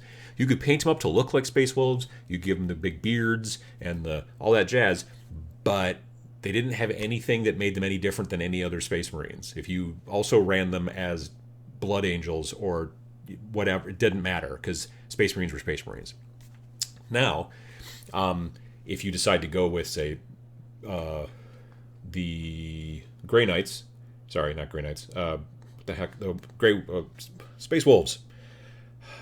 Space Wolves, they have their own special rule. In any battle round in which a model in your kill team was charged, or made a pile-in move granted by the Heroic Intervention commander tactic, add 1 to hit rolls for attacks made by that model in the fight phase. In addition, you can use the Heroic Intervention commander tactic if there are any enemy models within 6 inches rather than 3 inches of your commander, and when they do so, they can make a pile-in move of 6 inches rather than 3 inches. So basically, they are kind of frenzied and they run into combat, and that seems very Space Wolfy. So that's the kind of stuff that you see in these sub-factions. It's special rules to make the flavor work better with the type of model that you're going to be, that you've done. Regimental doctrines, you've got your Acadians, your Kach'tans, your Valhallans, your Vestroyans, your Armageddon Industrial, whatever, the Talarns, all that stuff. So depending on how you're doing it, you can, give them these bonuses. Now, these bonuses don't cost anything. Like, there's no like, oh, well, if you're going to run, Space Wolves, then you've got to pay 3 points extra or whatever. It's just, you get to choose one. And like I said in the video, my thought is probably then, like, let's say I have this book and I'm playing against you and you don't have this book, then I would say, okay, take a look. And then you would go through, and because you're running Admech, and you'd look at the stuff and go, well, I'm going to take this subfaction rule for my Admech, and you're going to take your thing for your whatever. And then we just know we have this extra rule. I think it would be probably unfair if I decided I was going to use this on this extra rule, and then you don't have this book, and then you don't get one. I guess I don't know how they're going to do that in competitive play and all that kind of stuff. That's a very good question, but we'll see. That, in my opinion, is one of the cooler parts of the book, is this extra flavor that you now get to add to your models. Like, my Primaris Space Marine kill team is modeled as Black Templar, which honestly is not super awesome. The rule is fine. Black Templars have Righteous Zeal. That's a rule that they've had for years now. You can reroll charge rolls for models in your kill team. Well, I've built them, to be fair, kind of shooty. I should probably build more of them and try to give them a little bit more hand-to-hand combat type stuff. Some power swords and jazz like that. It kind of makes a little bit more sense for them.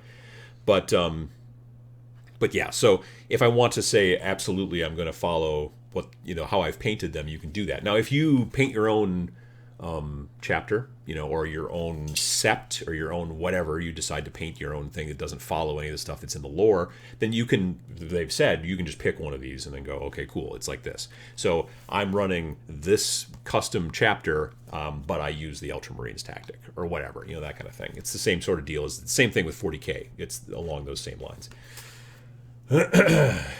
Pan Illustration says, what did the Blood Angels get? Let me find her real quick here, because I was talking about Blood Angels before. Regimental Doctrines, Blood Angels. In any battle round in which a model in your kill team was charged, or made a pile-in move granted by the Heroic Intervention table, add 1 to wound rolls for attacks made by that model in the fight phase. So that means that you are more likely to wound when you're either charging or getting charged or whatever. So that's kind of an interesting thing. I mean, it makes sense, I guess, as being the more sort of slightly vampire-y kind of Space Marines. I get that.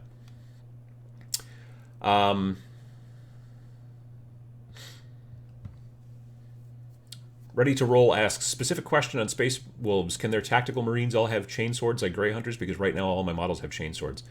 It doesn't really say anything in here about special weaponry for the most part. You know what I mean? Like, if they added this subfaction thing for many of the different armies, not all of them, but it didn't say, oh, and then it's literally just an extra rule. It's not like, oh, plus you get to use these weapons and you get this and that. So the style of the models is still basically kind of the same. Like, you still follow the normal stats for, let's say, Primaris Marines in this case, or regular tactical Marines, if that's what you're doing with your Space Wolves. You still follow the normal stats that are in the core book, but now if you've used this and you decide to use this expansion, and this is an expansion. This is not just like, oh, there's elites in here, because there's a lot of stuff in here that's also beyond that. If you do that, then, again, you're just basically following this expansion and all that kind of stuff. But your models are still kind of swinging the normal weapons they would. Like, a lot of times salamanders would get extra bonus, like flamethrowers and that kind of stuff. Well, that's not really modeled in the game as of yet. Again, that's what having a completely separate codex or whatever is, and that's what 40K is. Like, that's if people. The thing that I find interesting is people do have a tendency to ask about, like, what about when do we get vehicles in Kill Team? You don't. That's what 40K is. When do we get to add, when do we get to take an army of 70 guys in Kill Team? That's what 40K is. This is designed to be something that's a little bit more, I don't want to say simple, but it's a little bit more easy to kind of wrap your head around and play a shorter game, and it's smaller, it's skirmish. That's the whole trick. So, Jason asks, is the Elites book available in stores now? No, it's available next week. I think it comes out on Saturday, the 18th of next week.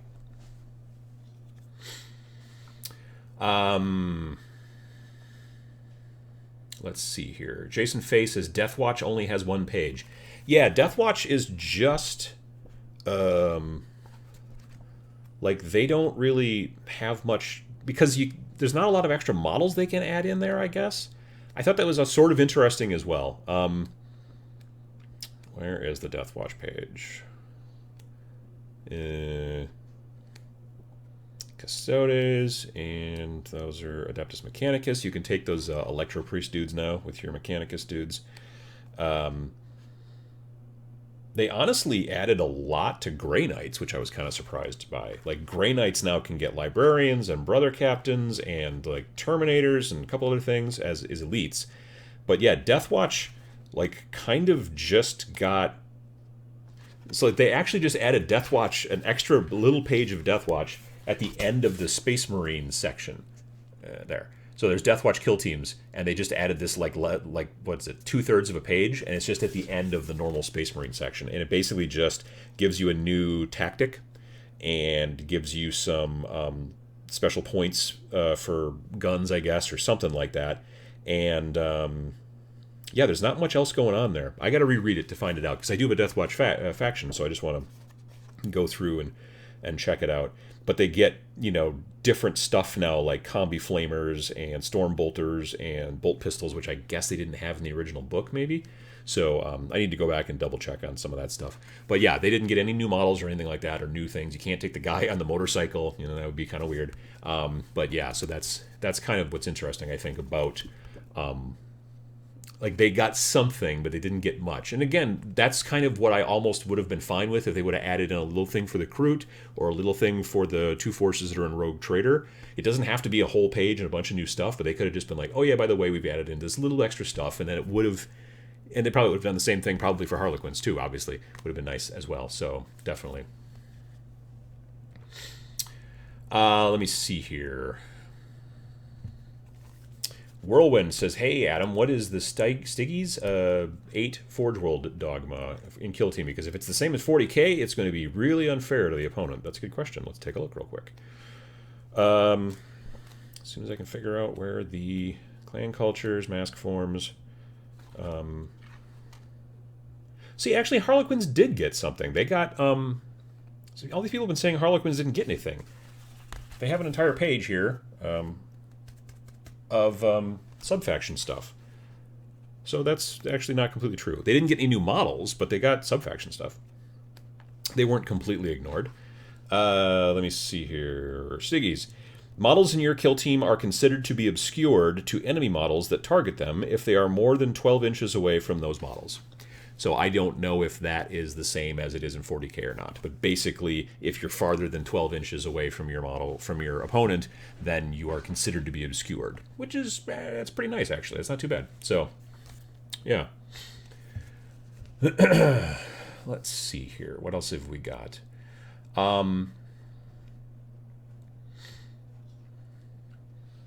Which units are classed as elites and which are commanders? Love to use as many of them in my Shadowspear boys. So, like I said, in the Space Marines, like I said in the video on Saturday, the Space Marines have added 11 new models to the elites book, but 6 of them are actually commanders. I think I can read them real quick. So, Captain in Phobos armor is a commander. Lieutenant in Phobos armor is a commander. Librarian in Phobos armor is a commander. Librarian in Terminator armor, which is not from Shadowspear, it's just a normal Librarian and Terminator armor, but they're also a commander. Chaplain in Terminator armor, also a commander. And Captain in Terminator armor is also a commander. So those are the new commanders that you can take in Space Marines. The other 5 models, it looks like, are Infiltrator, which comes in Shadowspear, Suppressor, Shadowspear, Eliminator, Shadowspear, Terminator, which is just old school, been in 40k forever, and then Veteran, which is basically Sternguard Veteran, Vanguard Veteran, Company Veteran, all those types of dudes. And they've got a big page, actually. The Veteran page has got a lot of stuff going on. So yeah, they've added a lot of things there, so you can get into your Sternguards and your Vanguards and all that shenanigans. But yeah, like I said, of the 11 new things that they added in for Space Marines, 6 of them are commanders. So if you don't play with commanders, that they're not going to be something you can really use in your current games. But if you do play with commanders, you've got a lot more commanders to mess with. So that's definitely the case. Are the orc cultures the same? There are orc cultures in here. I don't know if they're the same as the orc book, because I don't own the orc book. But there's a lot of stuff in there. What heretic legions got tactics, and was Black Legion included? Well, let's see here. I know that there are heretic clan cultures, dynastic codes, legion traits. So Emperor's Children, Iron Warriors, Night Lords, World Eaters, Black Legion, Word Bearers, Alpha Legion, and Renegade Chapters. So, like Black Legion, add 1 to the leadership characteristic of all models in your kill team. In addition, models in your kill team can shoot rapid-fire weapons as if they were assault weapons in the shooting phase of a battle round in which they advanced. That's pretty cool. Yeah. Let's see. Word Bearers, you can re-roll failed nerve tests for models in your kill team. Well, that's not bad. I mean, that's almost kind of the same. I think that Space Marines get that standard, maybe? I could be wrong. Emperor's Children. Only models with the Slanesh keyword can be drawn from this legion. If a model in your kill team is within 1 inch of an enemy model at the beginning of the fight phase, the model in your kill team is considered to have charged. Well, that's kind of interesting, definitely. So, yeah.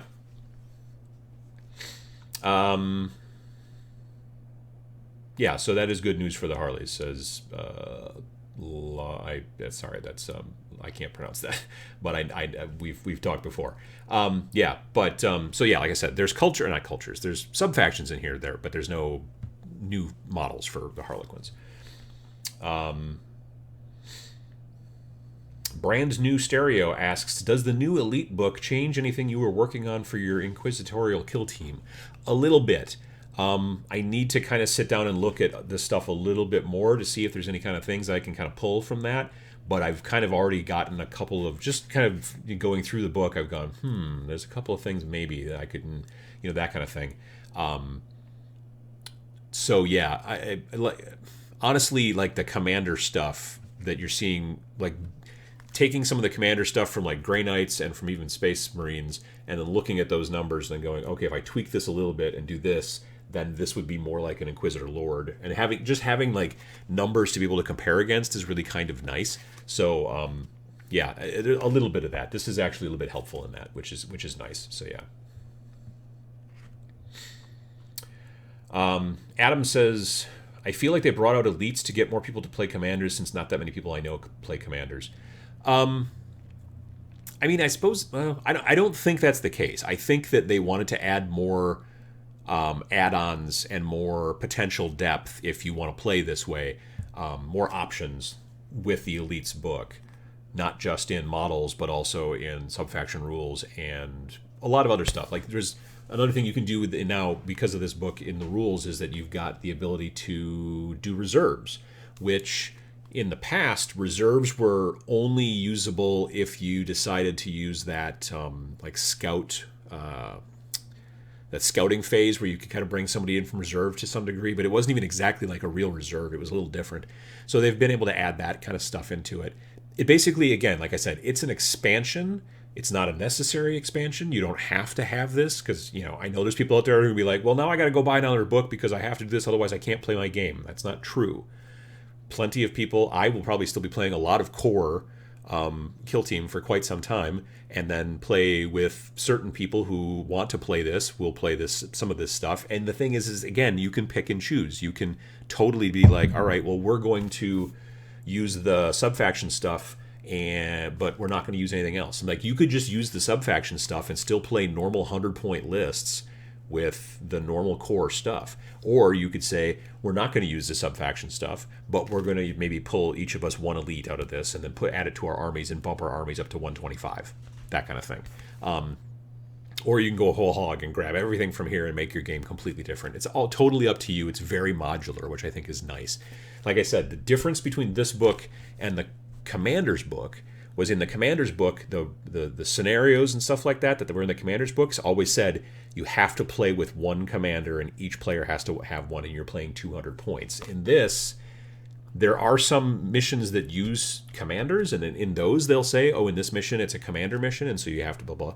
But in regular missions, it's just like, just here you go, and it doesn't even say you have to use an elite. It just says, well, now it's 125. So I would like to, as I said before, try playing a bog standard vanilla list at 125 versus a list that's at 125 that's got maybe an elite or two, and see how they work out.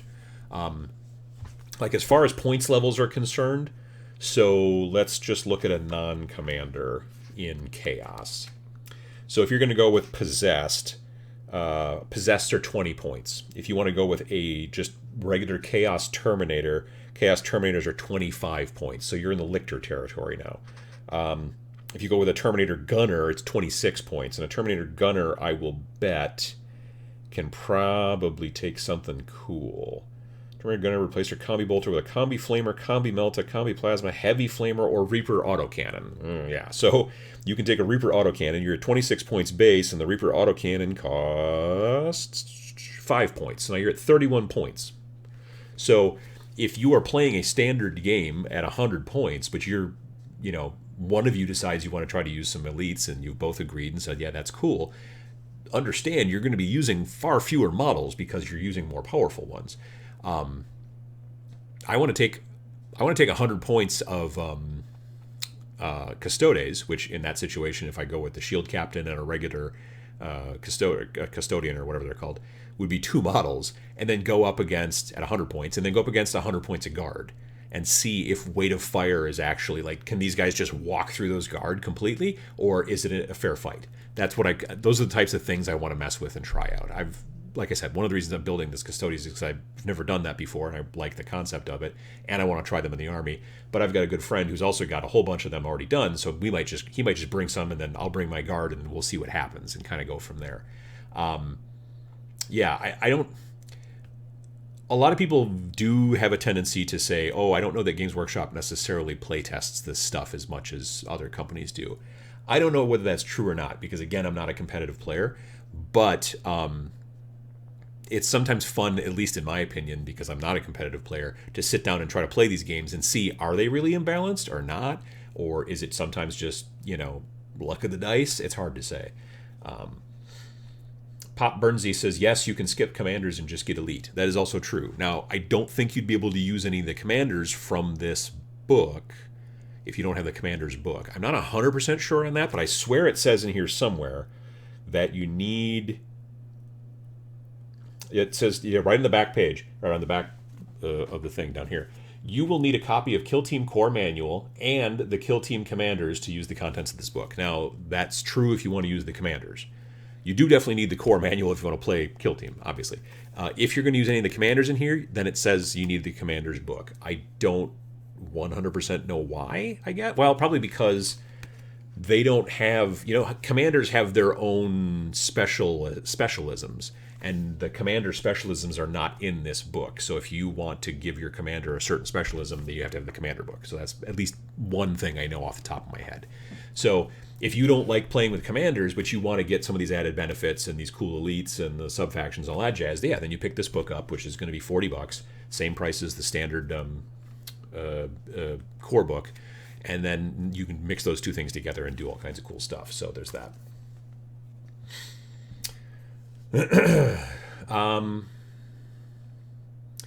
Grove Russell says, with all the new releases, I noticed a lot of people playing 40k instead of Kill Team now in my local area. See, around here, I see more people playing Kill Team. Well, I mean, there's tournaments for 40K, but there's always tournaments for 40K. But when I go into the shop, I do see a decent amount of Kill Team. I'll be honest, a lot of times I'm running some of it, but there's also times I go in there, I see people playing as well that aren't me, and so there's that too. So I mean, 40K is always probably going to be popular. That's kind of the way it works. But with this, I like, one of the reasons that I really like Kill Team is just because, like I've said this, I don't know how many times, I like being able to kind of hop around from army to army a little bit. I like being able to do a little bit of modeling and painting on this and a little bit of modeling and painting on that. It's like a buffet. I can take a little bit of this, a little bit of that. Whereas with 40K, there are plenty of people out there who will do that and hop from army to army to army, but it's way more expensive and it takes up way more time because you need so many more models. So yeah. Nicholas says, have you seen the new Warcry faction? Yeah, there's the snake dudes and whatnot, and kind of like Spartans. They almost look like gladiators, like throwing those nets and all that kind of stuff. I didn't look real super closely at the Warcry stuff yet. I don't know. It's like those models for some reason just didn't do it for me. Some of the other models that they've already posted, previously, I've been like, wow, these are really quite nice. I like those quite a bit. These particular models for some reason just weren't necessarily, they weren't lighting my fire, as it were. But I'm still interested in seeing, how the whole thing kind of plays out, and evidently plays out coming up probably in July. So yeah.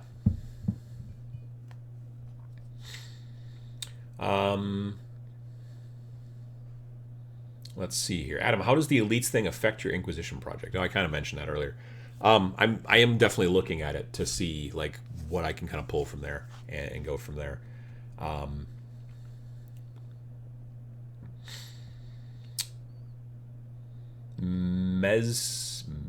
Mezawaki says it's easier for a shop to run Kill Team. Games are shorter and tables smaller. Yes, that is very true. With the play area being 22 by 30, or yeah, I think that's right, 22 by 30 or 22 by 32 or something like that. I think it's 22 by 30. You can run a game on a standard like 30-inch by 6-foot conference table, which a lot of game stores have because they run Magic on tables like that, whereas a lot of game stores don't have 4-foot by 6-foot tables. So yeah, I think it was very smart of Games Workshop in this situation to make this game that fit in a very small area, because then you can run it on the tables that a game store already generally has. So that was a smart thing. Gaddis Gaming, hey Gaddis. I'm loving the Admech tank. I can use them in Conflict 47 games. Yeah, honestly, if you were to just spray that thing green instead of like kind of that dark red, they would totally go into something like Conflict 47 or potentially even Dust. You know what I mean? Dust 47, that'd be pretty cool too, yeah.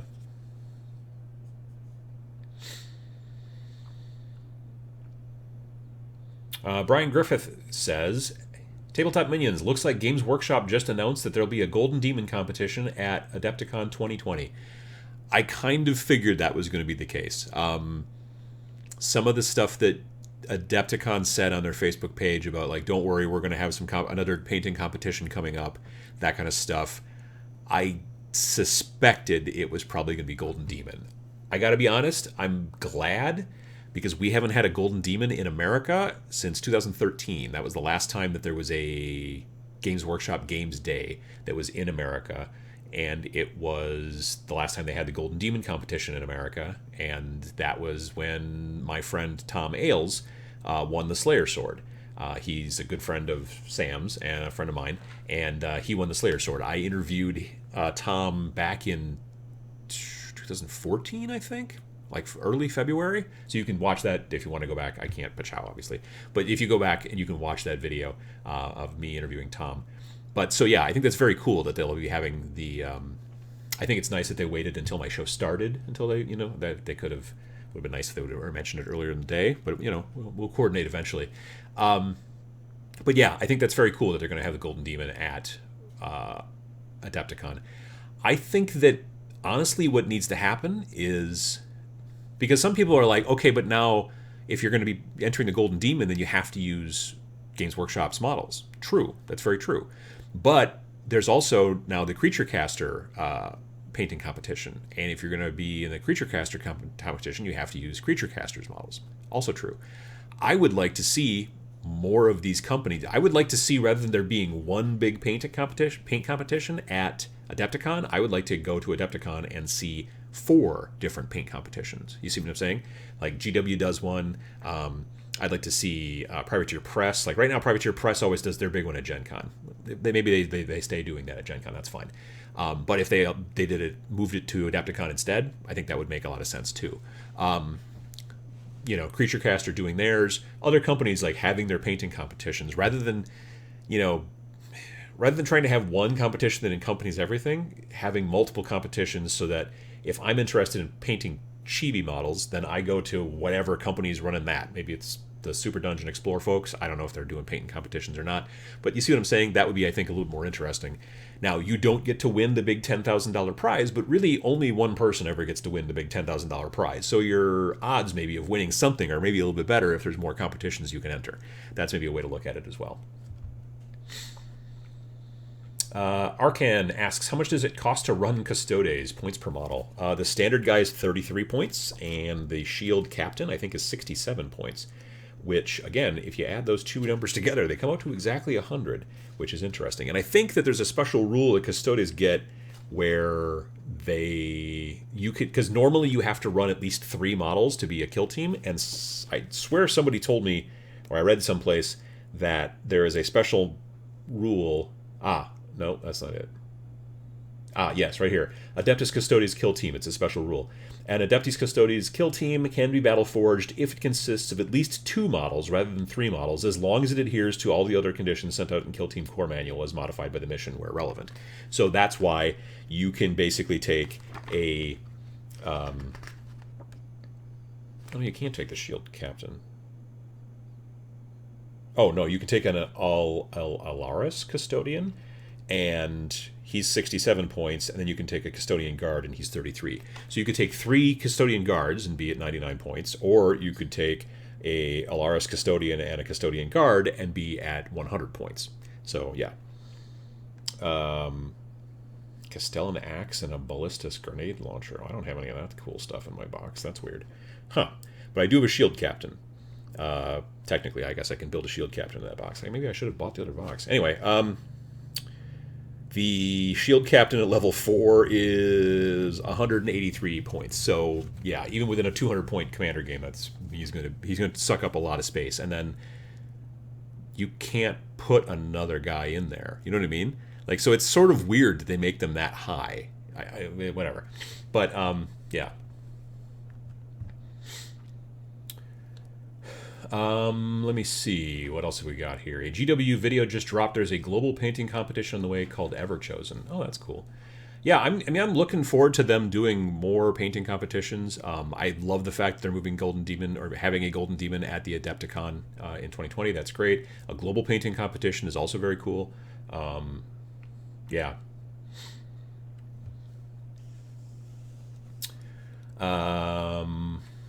What else have we got here? How much does Salute cost? Might go next year. That I don't know. I've never been. I know it's a one-day thing, but I don't know how much it costs again. Possibly some of you other folks who've been to Salute might be able to have that information. Dale Schultz says, do assault teams do better on the Rogue Trader or Arena boards due to reduced line of sight? I mean, in general, I would say assault probably does better when you can't shoot them off the board before they get to where they need to go. But again, I also am a big strong believer that if you're playing kill team, you should have, whether you're playing regular vanilla kill team or you're playing the other types of boards that are in Rogue Trader or in Arena, you should have a lot of terrain. That's, I think, one of the interesting things. That's one of the things I like a lot about Kill Team, and one of the reasons I don't really play Arena version of Kill Team is I like the three-dimensionality. It slows the game down to some degree, which is why you may see some more competitive tournaments for Kill Team moving to Arena, because then it's very simple to tell whether you've got line of sight or not, because everything's two-dimensional. But I find that playstyle visually to be boring myself personally, and I like having being up and being able to shoot down and that kind of stuff. I think that's very cool. Even though there's no big benefit to being up and shooting down, like you don't get like a higher ground bonus or anything along those lines. But I still just like that look of it. The tournament that we helped run at Adepticon this year for Kill Team, Game 4, we've built tournament software now, and so we tested it out this year at Adepticon and ran all the Kill Team tournaments with it, and worked out very well. But those were all using the Sector Imperialis, or whatever it's called, terrain. So the 3-dimensional terrain and the statue guys and all that cool stuff, and it just looked really good. But yeah, you definitely want to have a good amount of terrain in your Kill Team. If you're playing Kill Team with very little terrain, then it just basically just becomes a stand there and shoot mission, which, if that's what you want to play, cool. But then if one of your friends comes up with something that is more of a hand-to-hand combat, they're just going to get just rinsed off the table at, game after game. That's just the way it works. So yeah.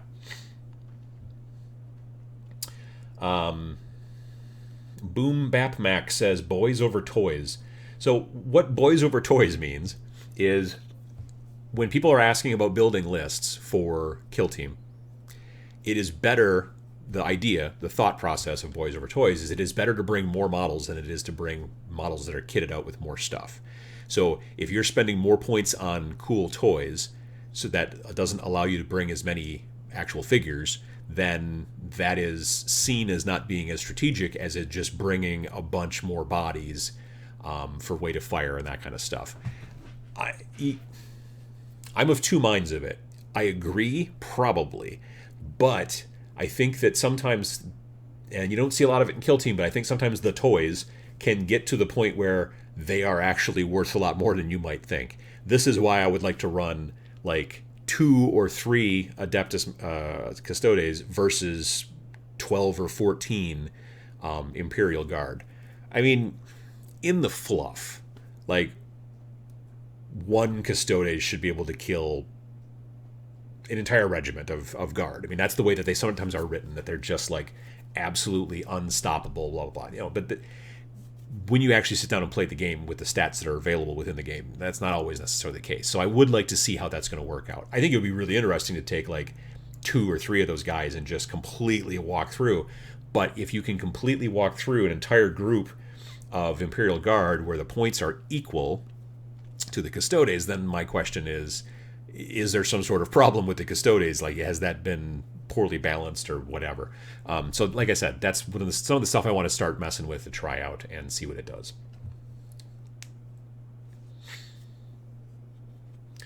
Eric Dorsey says the Kill Team Arena nullifies Reaver's grapnels. Can't stand it. Exactly. That is also something that bothers me. That's one of the reasons I kind of don't like Arena. Like, I understand what its use is for, but I don't like that it's so just flat, So I get that. People talking about different versions of 40K and which ones had the coolest fluff.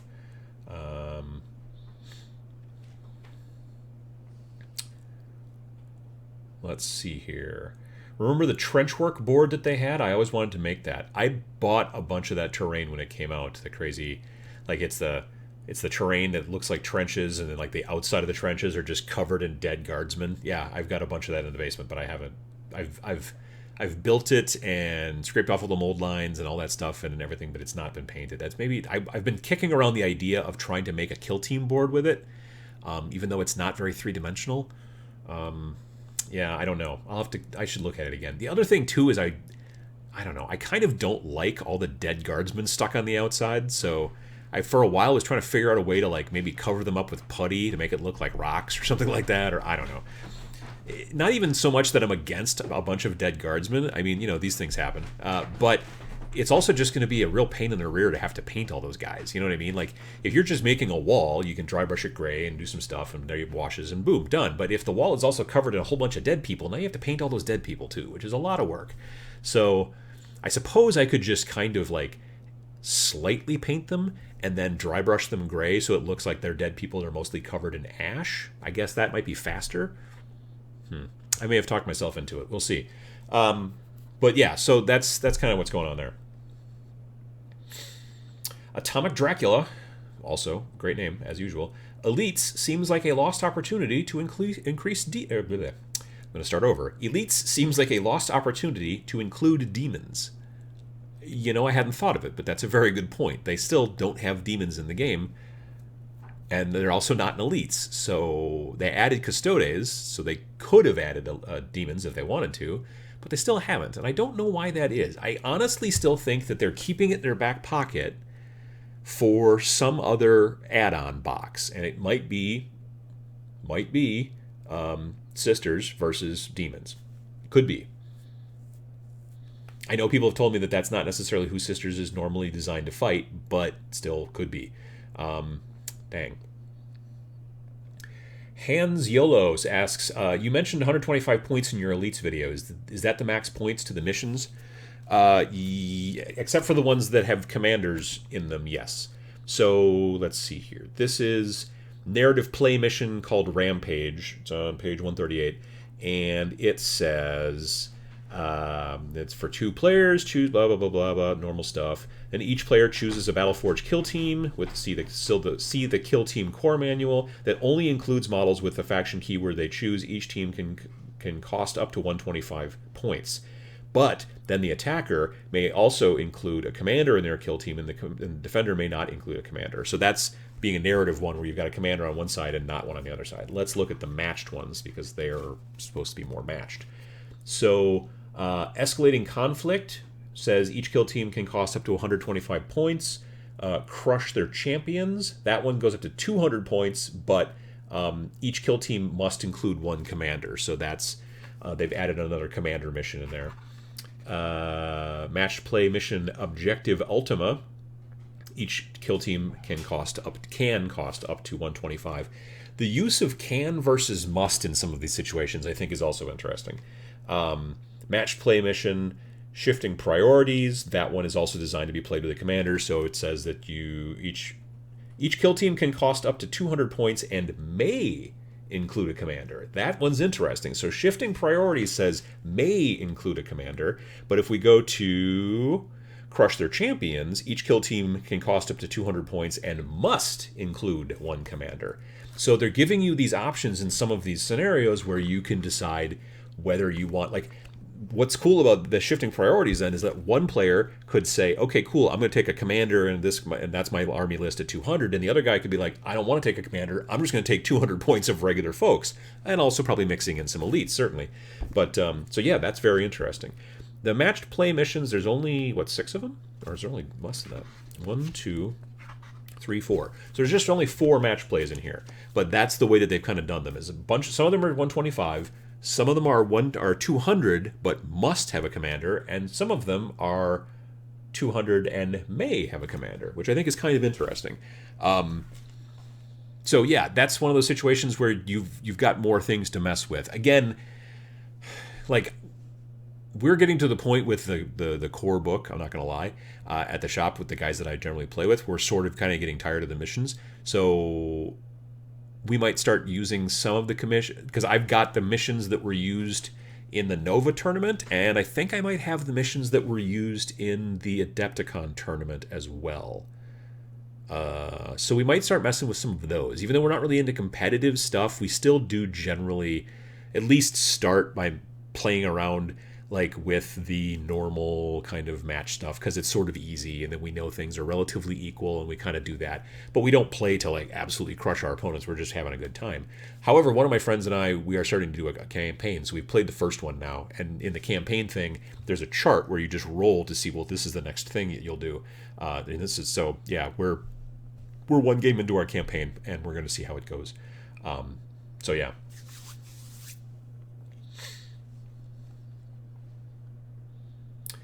Paul Noxie says, Grey Knights still have a versus demons rules in the core book. Surely they'll show up sometime. And don't call me Shirley.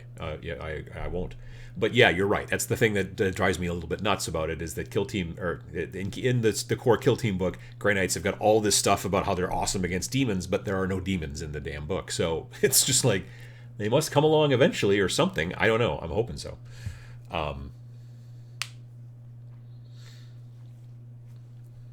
Let me see here. J Solo Arts. There, I got it. Adam, post some of your Custodes work in your hobby vlog. I have a bunch of Custodes also and would like to see what you're doing with yours. Yeah, I will post, at the very least, I'll post pictures of them in Instagram and whatnot. But yeah, I don't know that I'll do a hobby progress vlog video about them. The next one I've got planned is actually not a Games Workshop thing. So, but I don't know, I'll probably have them painted before yeah. So I'll post them in social, but I probably won't do a video series about them. Let me see here. Can't you just use Noise Marine stats cards and run them with that? I mean, the thing is that you can't just use like 40k stats and then use them in Kill Team, from what I've seen. A lot of them seem to be the same, but the points don't generally match up. And sometimes they're just subtly different, and it kind of makes a big deal. So, yeah. What else have we got here? Possessed are demons. Okay, yeah, that's a good point. The new Possessed, that's true. They are demons because they're wackadoo. So I guess you got that going for you. But it seems like making Kill Team, or making Grey Knights in Kill Team, who Grey Knights are all about demons, and now finally they've released like one unit that's got demon. It's it's kind of weird. I wish that they would, again. And I'm not even a big demon fan, but I still know there's a lot of people out there that are like wish that they would actually make them and put them in there. So yeah.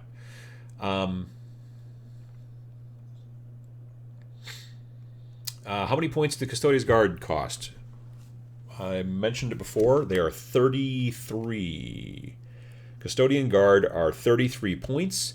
And then, what was the next question? I know in 40k there are 40 points for the model, 12 points for the spears. So they are 33 points for the model and 0 points for the spears. Basically, that you don't pay for the weapons. So if you are a Custodian Guard, you start out with the Guardian Spear, and this model may replace its Guardian Spear with a Sentinel Blade and Storm Shield. So you get rid of the Spear, you get a Sentinel Blade and a Storm Shield, and it's a wash on the cost. So you're still at 33 points. So that's the thing, like when people say, well, I could just take these things from 40k and bring it over. The points at the very least don't match, and I think sometimes the stats are just a touch different too. So that's kind of an issue. What else have we got? Poxwalkers. Poxwalkers were in the original book. So yeah, Poxwalkers, if you want to play Death Guard in the original core book, your choices are Death Guard, the normal Death Guard kind of big fat Space Marine guys, and then Poxwalkers. Those are the two that are already in there. So yeah, they're not, Poxwalkers aren't in here, they're already in the book. You do get in Death Guard in this book, what did they add? They added the big dude. Oh shoot, I had it and I lost it. They added the Lord of Contagion, who is the guy from the Dark Imperium box. He was like the leader of the the Death Guard side of that box, but he is a commander. And then you can either take Blight Lord Terminators or Death Shroud Terminators. So basically, the only thing that you get added into them is the Terminators. I don't know what else I was wishing for. I don't know. I guess that there are some of those other special characters. I wish I could take like one of those guys. Like there's the guy that's holding the standard that looks like a giant fly, kind of, that kind of stuff. I would like to have maybe had one or so of those put in there in a non-commander role, but it's not that big of a deal. Yeah, so I don't know if I'm going to run any of the Terminators for my Death Guard. I kind of don't.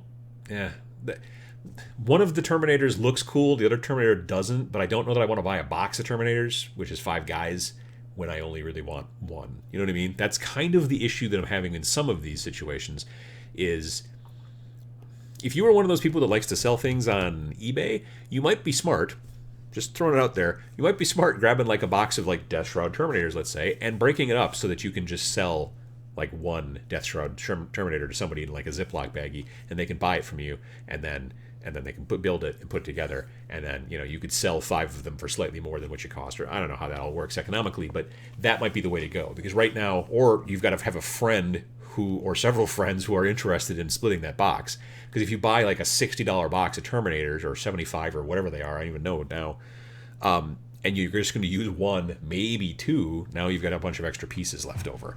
For me buying the Custodes, I know I can run at least 3 if not potentially more if I go to like higher points levels or even get into commander potentially. So buying one box is not so bad.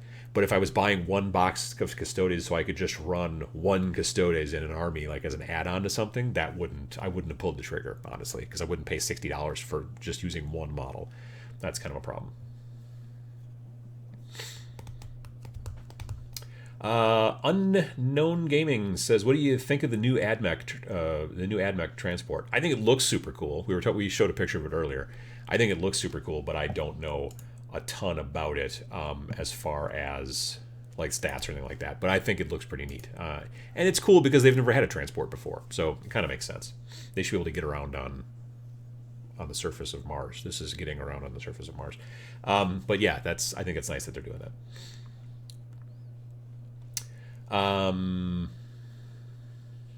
First time catching the live show. Big fan, and hello from Southern California. Well, thank you. I appreciate it. Glad to have you here.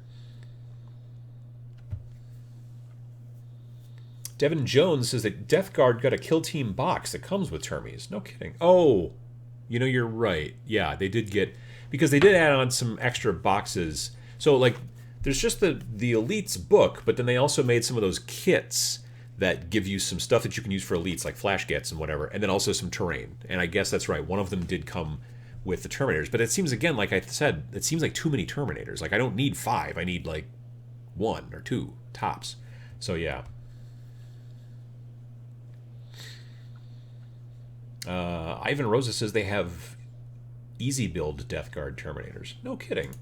Well, we should take a look at that, I think, is a good idea.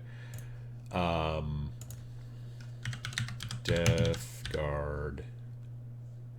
Well, there's easy build Death Guard Plague Marines. Oh, come on, man. Let me do that. Okay, so that's Mortarion. Yeah. Plague Burst Crawler. Death Shroud Bodyguard. No. Easy to build Poxwalkers. Okay. Harbingers of Decay. No. So there's the Blight Lord Terminators. And so you could use these guys. Like, I could see using one of them. That'd be kind of cool. As an elite, I mean. Plague Marine Reinforcements. Easy to build Lord Felthus and Tainted Cohort. I don't know what that's all about. That's regular Death Guard again.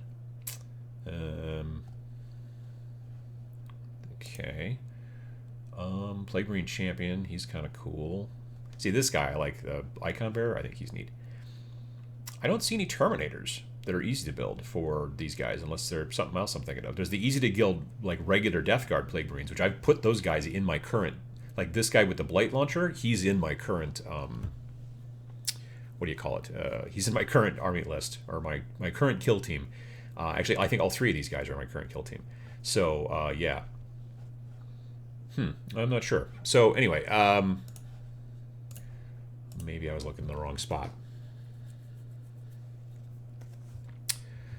Been a little while since I've seen you live for a while. Well, there you go. I'm glad to see you here.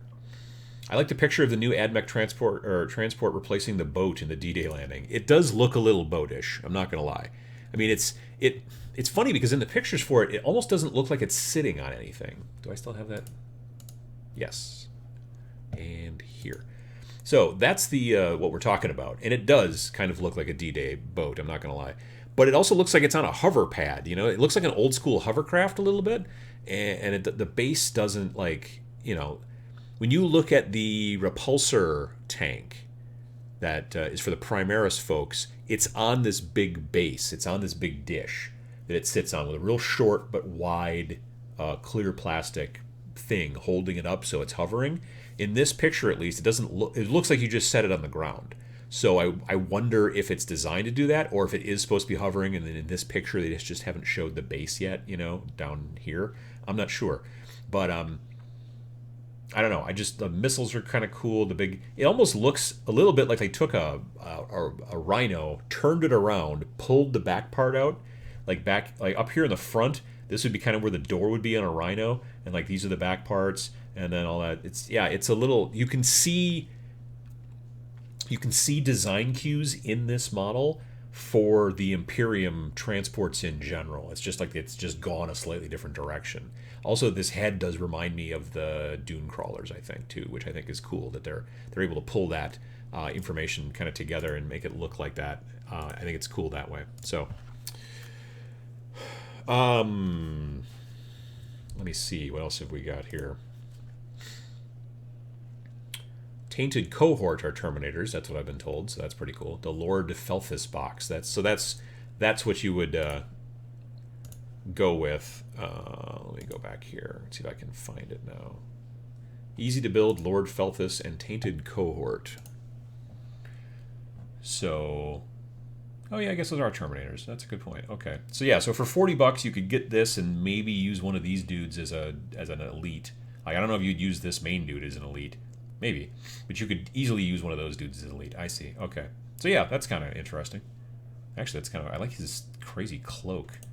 It's like... Definitely... It's like weird poxy, pimply skin on it and stuff. That's kind of neat. Anyway. So yeah. That might be a way to go. If I wanted to add like a Terminator or two to my kill team, I could go that direction for my Death Guard. That might be kind of neat.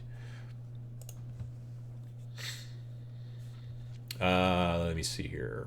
The Animaster says if they're going to continue with easy build, they need more allowance for the tabs. Make the tabs shorter and the tab holes, is that a word, deeper? Or you followed the video that I did a while back about how to build easy to build models. I forget what it's called, but what I always did was I clip the posts down so that when you put a little bit of glue in there and you push it in there, like if you put glue inside there and then push the tab in there, you've basically built a piston. So now you've got glue in there and you can't push the tab in all the way because there's glue in there. So what I end up doing is I clip the tab, put some glue in there, and then it fits better. But there's a video about that that you could take a look at. It's from late 2018-ish, I think, or mid to late 2018. So definitely. Cletus 3K says, ordered a Pachow t-shirt. Hope to rep it when I take the CK Studios class. Well, cool. Who are you going to be seeing at CK Studios? I know that there's Sam and Vince and a whole bunch of different people. The shirts, if you're interested in a shirt, you can go to bit.ly/merchbunker, and there's a bunch of cool shirts. The most recent one that I've added is the punk rock kind of Pachow shirt like this. This is me priming models in a punk rock bathroom here in town. I wasn't actually priming models there. It was just a photo shoot. But yeah, so if you're interested in that kind of thing, again, boom, there's your t-shirt link, bit.ly/merchbunker if you're interested in that. It helps support the channel, and then you get a cool shirt. I really like the printing. They do very well with that, and they're reasonably priced for print-on-demand shirts, which is also pretty cool.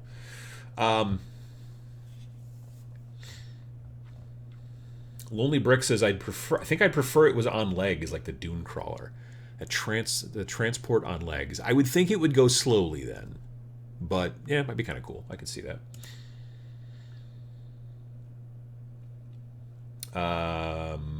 Hobby Like a Pirate says, now I have to buy the Lord Felthius box. Thanks all. LOL. Yeah, honestly, I'm thinking about it myself. I'm not going to lie.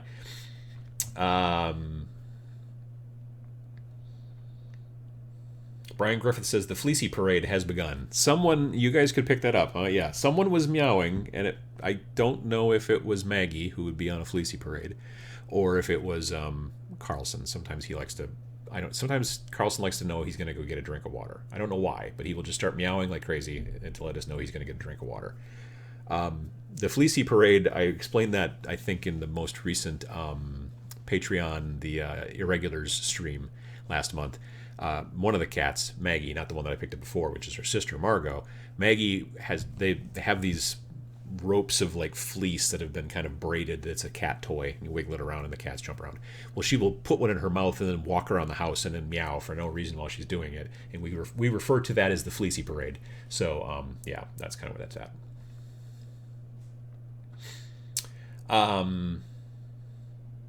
Yeah, this microphone can pick up a lot more than I think. I do eventually want to get once I get all this stuff moved down to the basement, all that, I'm thinking about getting a better microphone. This type of microphone that I'm using, this is a Yeti. It's a Blue Yeti. Blue is the manufacturer, is the Blue microphones, and it's a Yeti, which is very popular. It's very well, it works just fine, but it is a condenser mic. So a condenser mic means that it can pick up lots and lots and lots of noises, like cats in the other room, or, you know, the microwave, or I have to turn off the furnace when I'm down here, or when I'm here, you know, so that it doesn't kick in because it will make more background noise. You're probably hearing background noise anyway. You're probably hearing the background noise of the PC, which is right behind this monitor here. A dynamic microphone is what you see in a lot of podcasts. If you watch podcasts, the trick is that microphone has to be like right up by your face. It does not pick up noises all over the place. It has to be real close to your mouth. So if I go to a dynamic microphone, it would have to be probably in the shot, and it would be close to my face. If you've watched podcasts on YouTube, you can tell when they're using a dynamic microphone because it's real close to their face. And when they move away a little bit, they get real quiet. So that's how that kind of works.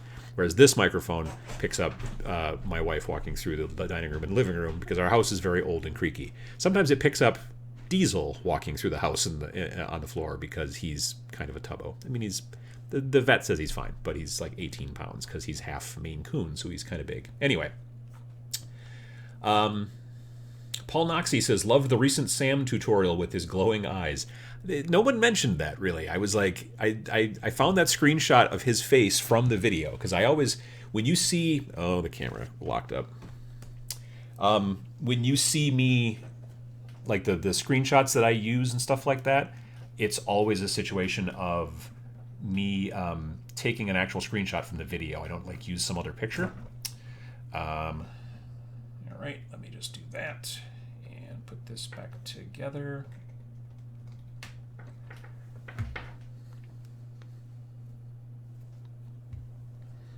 There we go. Okay. So anyway, so I found this screenshot of Sam, and he just looked vaguely, I don't want to say demonic, but he did look a bit, you know. And so oh, good Lord, it's 7 minutes after 11. Nobody mentioned to me. So I've gone long, sorry. Anyway, I put the little glow in his eyes to make him look cool. Yeah, definitely.